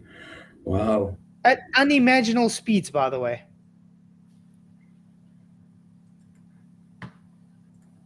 Oh, and by the way, has anybody tried walking in an airplane? you feel a bit wobbly. Mm-hmm. Yeah. Even in a train, it feels a bit off. Yeah. Yeah. When you walk on Earth, does Yeah. it feel a bit off? Turbulent. Oh. Yeah, you're So I'm Even saying on you a kind of boat. you're literally when you walk sometimes into the toilet. you're dancing left and right to get to the toilet. Yeah, that's what I was about Yep. to say. It's that, yeah, when you're on a train going to the I toilet, felt, you're I kind of felt skipping that was left what and you were right. going to say just as I said it. Yeah, it's exactly what I was going to say, dude. Fair play. So I've these hit my guys, head on the ceiling a couple times too when I was a kid. I swear this guy's probably never left his own damn backyard. I don't know. What's up, Brittany? Good to see you. And I laughed through the whole thing. Everybody was like, "Are you okay?" I'm like, I was laughing so hard. We've really embraced let's that now, haven't we, Flaffs? We've kind of embraced it. As the Earth rotates, everything moves together at a constant rate. There's nothing to feel. When a breeze occurs, air is moving relative to your stationary body, so you feel it. To your stationary body. So wind. So if wind, therefore not Velcroed atmosphere, yeah, that's the whole Right. argument. Literally making his point, you ignoramus. Got it? Third, So he just made his point and then said he's wrong. Got it? Got it? Like, it's Yeah. not- How not hard is this to Get it? understand? Got it? Good. But how is this to understand? If you claim Velcroed air, you can't claim you have wind. Because wind is literally moving air. And wind moves in different directions. Yep. Mm. Always. Yeah. I never did get that one with the air being static to the earth. That's dumb. That Yeah, there it again is. goes along with that dumb idea of gravity having some kind of an effect on air, which it doesn't. It's just stupid. 30, some Gaslighting. explorer guy. He felt wind down at sea level and clouds much higher moved in a different direction. I wonder if different air currents can exist at different altitudes. Yeah. Yeah. So still making the same point. No Velcroed atmosphere. Wow. Yeah. He's so dumb he doesn't get. He's making the argument. Unbelievable, isn't it? Thinks he's clever, but just dropping himself in at every single point. He's literally sitting with a shovel, and more he's making the argument, the more he's just digging this in the shovel. Making his own grave more deeper. Yeah. And then sticking the mud on top of his head. Simple. Yeah. Oh man. 4,000 feet of elevation above the trade winds, you say? What's funniest about this is that it has absolutely nothing to do with the rotation of the Earth. The guy is saying there is wind pushing the ships in one direction at sea level and wind pushing clouds in a different direction at higher elevation. So not Velcroed air then. Yeah. So then Sounds if like an aeroplane flies in the sky, it goes a different direction to Earth rotation then. Yep. He just debunked his earlier argument. He did. He just debunked his earlier argument. What an idiot. Roger Letwell, thank you again for $2 super chat. He says, smoke for a train stack does straight up. No, it goes if it's moving. So yeah, thank you very much, man. You rock. Appreciate the super chat, man. What? Keith, Dave, Michael, and PJ have been grinding these streams again. Talk about commitment against a pretty rough grain. Yep, thank you for the kind comment. Yeah, it's like literally pulling teeth. It takes something. I swear I have to start shaving my teeth. I've grown so much hair on my teeth because of this. I mean, how can someone bring up stuff like this and think they're proud of the arguments they bring up? It boggles my mind. Like the emoji on that screen says. Love it. Not got a clue. That's exactly the feeling I got right now. Is that emoji. Why are you fighting this, Dave? You're literally making the point of the argument. Hey, Angela, good to see you. Thanks for coming. Oh, wow. Even if the Earth was flat, he would still be totally dumbfounded by this fact. Such a state of the atmosphere is compatible only with the fact which other evidence has demonstrated, that the Earth is at rest. He says a flat Earth would not explain this at all. We've actually explained this many times. I'll explain it to you now quickly. Roger Ledwell will give first of all for another $2 super chat. Thank you very, very much, man. He says, feed a parrot and he'll say anything. Party want another cracker? Party want a cracker? Exactly. Thank you very, very, very much for the super chat, man. You rock. But I do think he gets paid well for this, and that's why he does this idiocy. Very, very true. Thank you very much. Anyway, let's see if we can explain to Dave in very simple terms that even he will understand what wind is. Gas, it moves. Gas moves because of the environment. Because it gets hot, it speeds up. Because it cools down, it slows down. We have cycles like storms. So when things rise because of heat, things fall it because of cold. This causes air currents, which means gas moves. Simple form, gas behavior, Dave. It's moving because it's moving. Moving because it's moving. Literally, gas behavior is why we have wind. There, Flat Earth explained. What now, Dave? Where does the rotation come into play here exactly? What rotation? There is no rotation. That's the point, you ignoramus clown. Nowhere. 31. More big numbers. No, Earth rotating does not cause wind. The atmosphere also moves with Earth's rotation. Somebody should spend less time flying kites and more time learning basic physics. Okay, he just said again. So then no for Coriolis, guys. Wind doesn't rotate this way in the north, wind doesn't rotate that way in the south because of Coriolis, because of Earth spin. So therefore, we don't have hurricanes because of Earth rotation. More concession. Well done, Dave. Wow. Cool. You know what I'm going to do, guys? Let's play a game. Let's play a game. We're going to do more, but each take a turn to talk about it. How's that? Ryan, you're going to take the next one. Uh-oh. Okay, Ryan takes the next one, and then we can have Dave, and then PJ, and then Dislor, okay? Okay. 32. Gravity is crazy. How the heck do big fat oceans stick to the Earth while tiny, puny, weak little bugs and birds can fly? This is one of the best examples of how dumb this guy is. Should I carry on? Really? Got anything to say? How was it dumb, though? How was it dumb? It's a good question. The gravitational force increases with mass. Heavier things have a harder Wait, time. is that still the same one? Was he agreeing with us?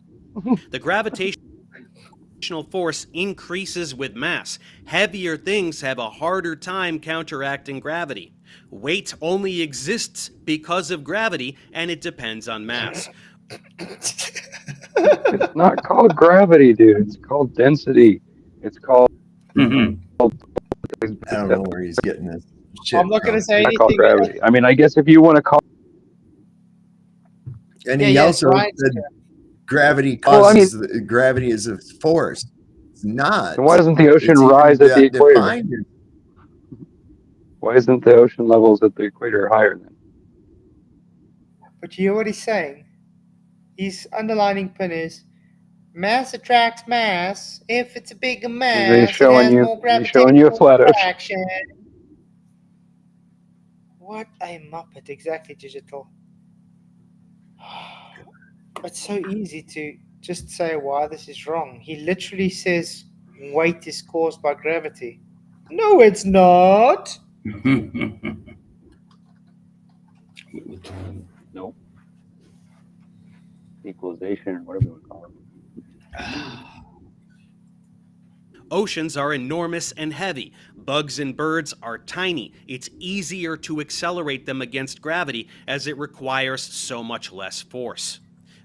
But much more importantly, they have these things called wings. They use them to generate lift, an applied force to counter gravity. As I have famously offered in a previous debunk, oceans don't have wings, nor do they have any form of sentience to decide for themselves which way to go.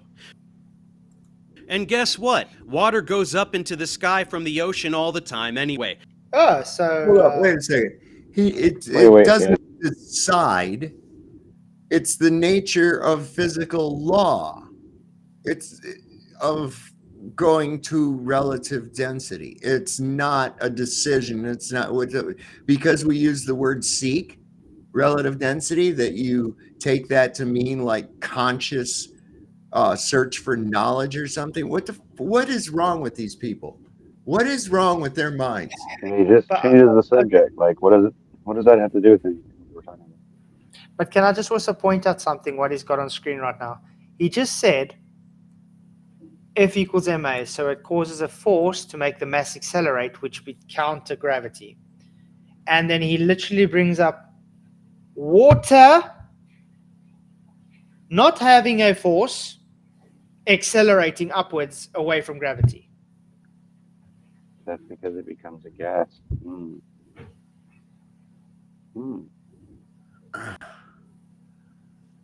It's like he doesn't know the argument and what's the right argument is, so he just...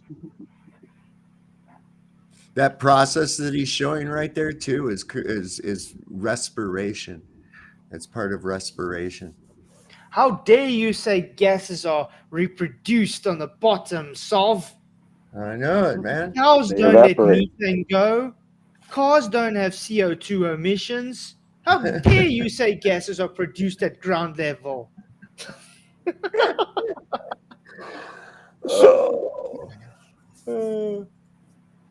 Roger Ledwell, thank you again for another $2 super chat. Sit, boy, obey the gravity. Oh, this is painful. This is literally painful. But thank you very much for the super chat, Roger. Yeah, sit down, obey the gravity. Thank you very much, man. Wow, you are really awesome. I'm sorry, this is painful. I'm struggling to get through this stuff because it's, I don't know, it makes a person want to drink. And I definitely can't. Oh, that reminds me, I better take my antibiotics. It's called evaporation, you moron. It's part of the water cycle. Check it out sometime. 33. Fish can't swim. I really don't even know what to say with this one. It's that mind-bogglingly stupid. Gravity keeps both water and fish from floating out into space, and fish also swim through water using fins. The end. 34. More fun with travel. What? The fuck is he? What document was that? What? Did I hear that right? I got to hear that. Sorry. Water cycle. Either you heard it wrong or so did. 33. Fish can't swim. I really don't even know what to say with this one. It's that mind-boggling.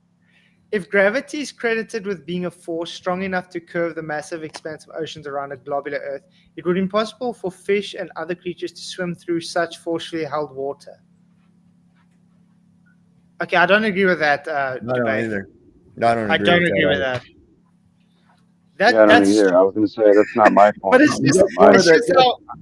that's one of the arguments that I use against the gravity, because creatures and things at the lower depths in the ocean, they move around with just as much ease and fluidity as something near the surface in the water. That's not like it's skin on them and shit, like turning it into a solid or anything like that. It's they're having to displace more of it. That's all. Yeah, I don't agree with that one. And fish have an air bladder inside of them too that allows them to control. It's like a ballast on a ship. It's for the buoyancy, isn't it? It's swim bladder, we call it. Swim bladder. Yeah. And it allows them to rise and lower in elevation in the water by just squeezing it with the muscles. Yeah, because I've bust a fish's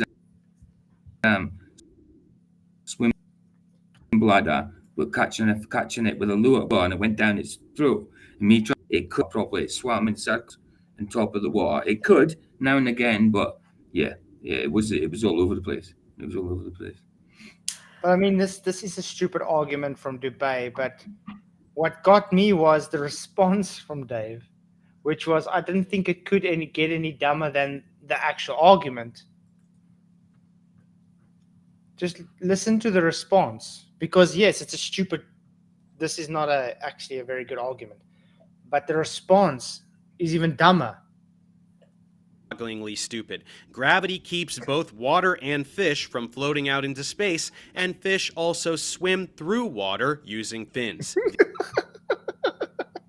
No, really. Fish swim through water using fins, guys. Who knew? Why is it when he says it sounds so goofy? Yeah. That's You the turn that way fish he's in its saying it. tail. If you turn that fish in its tail, it's a rocket. It's a rocket, that fish. You can't get away from it. Mind you, that's wow. Use crayons to draw that.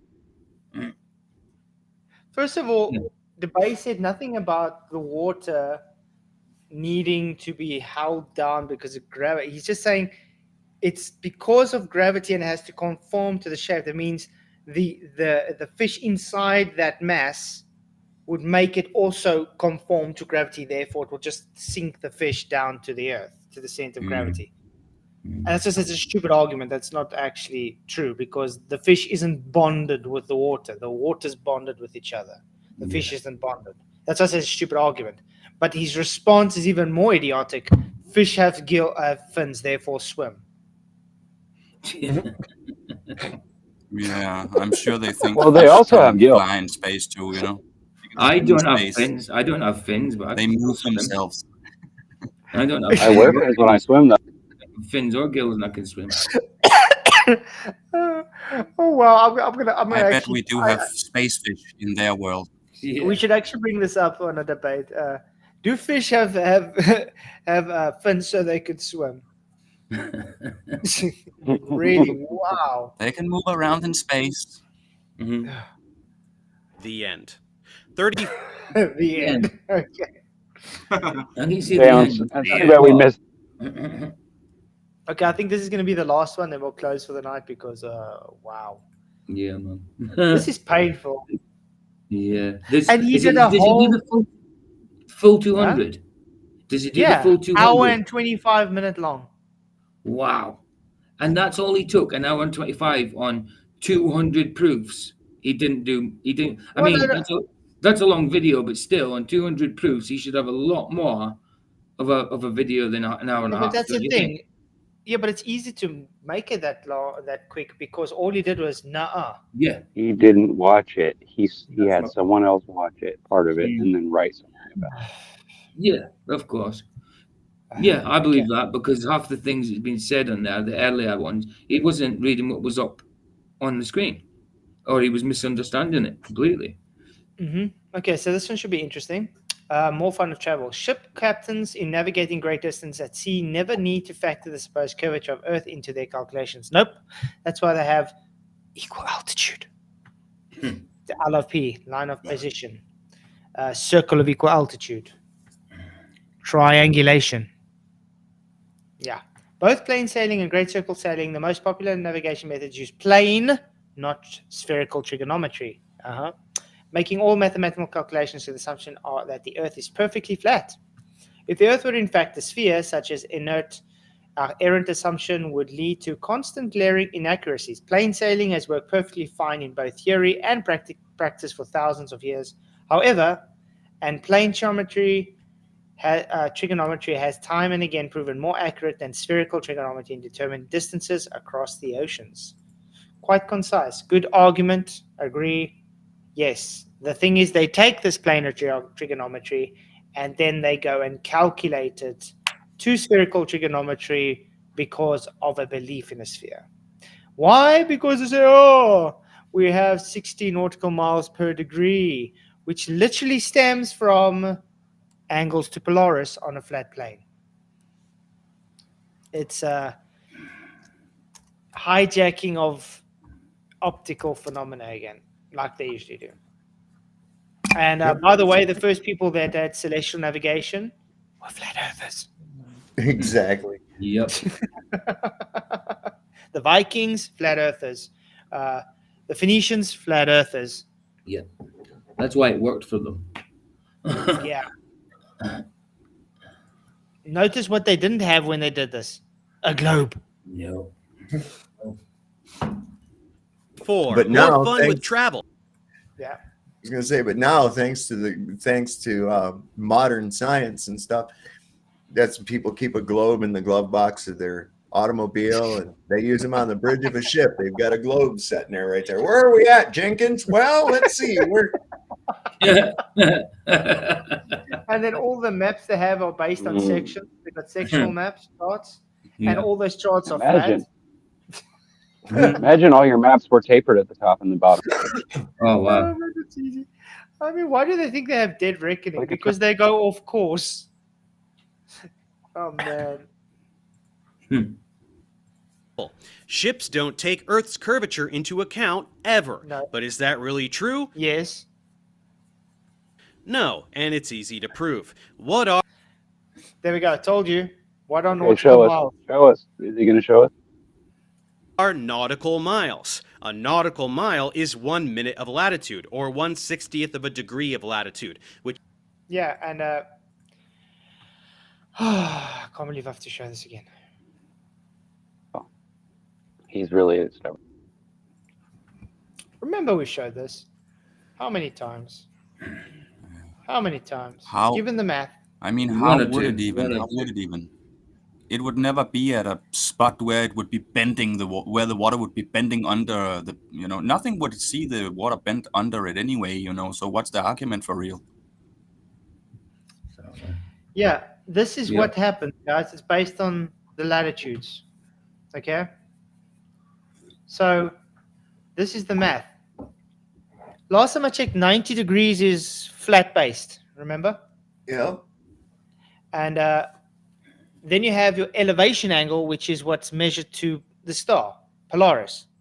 So it's 90 degrees minus the measured angle of the star, which gives your latitude. Yeah. That's your latitude. The measured altitude is your latitude. And then you take what's left from the 90 and you times it by 60 to give your distance in nautical miles. Flat Earth math, guys. Literal flat Earth math. Not globe Earth, flat Earth. Exactly. Yep. All based on Plum. Hey, Roger Lidwell, yes. Shout out to 10th Man. Yeah, shout out to 10th Man. He's been doing some awesome stuff on this subject as well. Really brilliant stuff. Thank you, Roger Lidwell, for your super chat, and shout out to 10th Man for sure. That's a You're good right. one, actually. Yeah, shout out to 10th Man anyway. He's good guy. Well, I was doing Bible study with him for a while. We ain't done it for a little bit, but he's going through some things at the minute. But yeah, shout out to 10th Man. Good one, dude. Definitely. But look, which is more practical for long distance travel because the curvature of the Earth becomes a factor in accurate measurement. not curvature of Earth. It just showed you it's flat Earth math. It's easy to say it's curvature. It doesn't make it curvature. Yeah, Alan. And that's Make everything. a good guess for the dashboard. Yeah. I still busy with it. That'd be funny. Nautical miles were literally invented to take into account Earth's curvature. No, it wasn't. Nautical miles were literally made because when you're on the ocean, you see a thing at a certain distance, which is equated to your latitude. Yep. That's why. That's why you plot everything based on what's right above your head. Yeah, exactly. Godzilla 37, thank you very much. Your $5 super chat, man. Then Really you know where appreciate you're at under the star. The Vikings were well known for their spherical trigonometry skills. Absolutely, dude. That's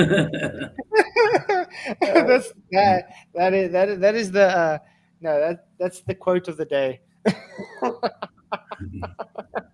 Thank you very much for the $5 super chat, Godzilla. You rock. And thanks. They love the fat triangles as well, didn't they, the Vikings? Wow. Yeah. Yeah, they Sorry, I were didn't mean very to good. spike that. They were very good at trigonometry, guys. Spherical trigonometry, yeah. Whoops, all of this. Okay, that's all of that. Okay, so I guess that's it for tonight. Cool. Woo! How exciting. So no change then from day one. Just the same of the usual from Dave. At least he's consistent. At least he's consistent in his idiocy, you know. We've got 131 votes. Wow. Does Dave have trouble understanding arguments? Yes, 71%. No, 27%, and maybe 2%. I think we can, with all honesty, say yes. Who's There's Dave? trouble understanding arguments. Dave. Wow. I'm kidding. I just got no words. Is It was I even know. worse than the first one.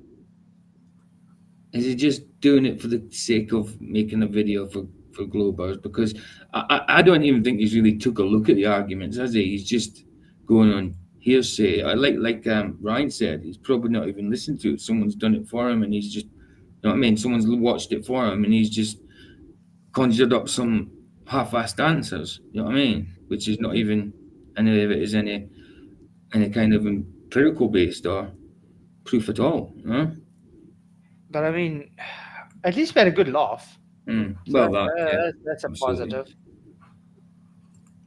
I'm just going to put this down here in the chat. I'll put it over here in private for y'all, just for your own entertainment here. Mind Shock put up a video here called Fight the Flat Earth. Is Craig the dumbest man alive?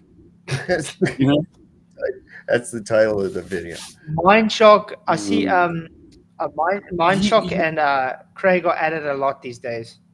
Craig is so buttered with Mind Shock at this moment. He literally has like Mind Shock Fridays and stuff I saw. Oh my God, yeah. The only reason I see that, I don't even watch it, is because he promotes it on his Discord channel. And I'm like, what the hell? It's just Mind Shock Fridays every time. It's like, it doesn't stop. It's because Mind Shock's because of that debate that he broke down between him and Caleb, which I have not seen Caleb around for a while now. Yeah, Caleb's been in action all the time. And I see Craig on Twitter's happy about that. He's saying, oh, I got him run off, and he's proud of it. Yeah, I saw that tweet too. Yeah, I saw that too. Oh, I wonder what happened there. So I wonder what could happen to Craig if he gets run off of YouTube or something. Is he going to still be as happy as he is so proud to get other people run off of platforms? Yeah. Because last time I checked, he was crying because last time I checked a few months ago, he was crying because he can't take this anymore. He's going to stop YouTube and everything. And everybody like peeped him and says, no, you can't do that. You've worked so hard. And now he's proud to run people off of a platform. Yeah. Kind of hypocritical, don't you think? Yeah. Right. If the best you can do is to silence your opposition, then what's that say about your point? What does that say about your point? Yeah. Your mafia, maybe. You know, I mean, it's like Dave. He's actually, if he doesn't really realize it, he and Craig and Toon and the rest of them people are creating more flat earthers every day. They're too busy believing their own bullshit, and they're surrounded by their little echo chamber of idiots that subscribe and glom onto them and say, "Oh, you're the god of the globe," and all that. They love him, right? But the reality is, when people see him go up against a flat earther, and you're going to see this again Wednesday, there's going to be more flat earthers. I just got another message from a person. It looks like we're going to have to do part 3 because they want specific points being answered. That's just past what we just did. Oh boy! So you guys want to do a part 3? I don't know. Yeah, I don't mind. I don't mind. I'm easy. Tomorrow I've got my show. I'll just tell you, any opportunity I have to hang out with some cool cats like y'all and talk about this shit, I'm down for it. So okay. Well, we'll do a part 3 just because someone asked for it, because there's specific points they want answered, which is fine. Just because of that. Otherwise, I wouldn't have done part 3 to let you guys know, because I hear that. So you got to do that Wednesday then, part 3 Wednesday. No, Wednesday night's the debate. So I'm not going to be streaming before that. I will have a pre-show before that, a half an hour before that. Yeah. And It's my then show. It's we'll my have- show tomorrow, guys. So flash is off. Pre-show shows tomorrow. Pre-show. And then Wednesday at 11:30 Central African time, I'll have a pre-show, and then we'll have the debate at 11. No, at 12. So 11:30 I'll have the pre-show. 12 o'clock Central African time, we'll be having the debate with myself and Dave versus Felicia and my clown face. Yeah, well, that's going to be interesting. Oh boy. That's How many of those are there with Globy McGlobeface and Clowny McClown? What the hell is this about? Don't these guys have any real names? We need to get Timmy Bob on there. That's what we need to do. Oh, yeah. Well, at least he has a name. But yeah, guys, go to PJ's show tomorrow night. It's going to be exciting. It's the second part of the AI.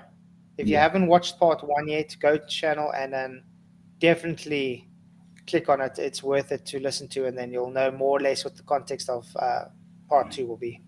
Yeah, really worth it. And then, Dave, you got your show tonight? Yeah, I'll be doing a show tonight, 9:35. Hard to say what I'm going to go over tonight. It's going to be interesting though. I've got a choice of a few things, and I have to narrow it down. I think I might go on about your debate with Brenda on that. Oh yeah, do that, please. That would be fantastic. Well, that'll do be that. What time do you? We might get Timmy Bob. We might even get Brenda show up. We see what. Oh, I do might you- show up for a while, and then I'll say, "Hello, man. How you doing?" I'm on the West Coast. What time does that start? What time does that start, Dave? What In my time, I live Pacific. Yeah, I'm Pacific. Okay, so Pacific, that would be 6:35 p.m. for you. Okay, that's why. Because I usually I'm doing different things. I don't know. It's dinner time around that time, so that's why I probably end up missing your show. Because the notification pops up, but I'll try to catch it tonight. I'll set up. You'll want to for be sure and hit that bell notification so that YouTube will not notify you of anything. So I don't even know why they have it. What was it today? And I don't know. Well, sometimes it works. how many hours from now? 4.5 or so. Yeah, 4.5. 4.5. Yeah. The disc. Oh, it's late in the night. I got the same time as you, Flats, so it's gonna be late in the night. It's early. The only reason I'm on his show is because I wake up at 4:30 in the morning to do exercises. Yeah. When Dave's on, Yeah. That's the only reason I get him. if I wake up to go to the toilet, it's 4 or 5 in the morning. I sometimes catch Dave, but then I fall asleep again, so I have to catch it in the morning again. It's the morning piss show. So yeah, PJ's morning piss show. yeah, it's Brian Stevens says, "Say it to Brenda. Hey Brenda, how's it hanging?" Definitely. Yeah, Brenda's actually a gender. Not at all. I'm going to start calling everybody. I'm going to stop everybody that calls us a homophobe, like a transphobic. I want to call them a genderphobe because they're scared of their own genders. Yeah. I think we should start doing that. In fact, they make up genders because they don't like their own genders. You know what I mean? We're going to start we calling them can a throw that in gender. your face They're too. kind of bullying. Our feelings get hurt They're too. bullying genders, They're bullying the male gender and bullying the female gender. It's very simple. It's very simple. If they want to be called a female or male, whatever they are, that's their problem. Don't expect us to call them that if they're not that. Right. No. Nope. 100%. They're gender bullies. So yeah. Did you see the link I shared tonight from the Sky News Australia? Where all the leftists you should watch it. Police. Oh man, are they getting so triggered? And the anchor woman says, "I've started making this my ringtone." Let me get it actually. This is actually because these people are I don't know, they are. There's something wrong with them. Yeah, exactly, Jeff. Yeah, I mean, they know like that most of us are like Christians or whatever, and they expect us to call them what they think they are. They know we don't. Well, we try not to lie. Why would we Yeah, then it would try be to a explain lie something if we we're had not? to call a person not what they are. Exactly. And I do it by mistake because I was introduced to Brenda as a she on Brandon's or even Ranty's when it was either Brandon's or You Ranty's. used to saying And her. yeah, it was her until I knew, until I heard, and then I was already saying her. You know what I mean? Yeah, I have to curb myself from that too. I'm like, no. But guys, go watch this full one. Watch this full Demon video. possessed. Yeah. You guys have to watch this full video though, but just watch this. Listen to that soy boy shrieking there. Incidentally, this is my new ringtone.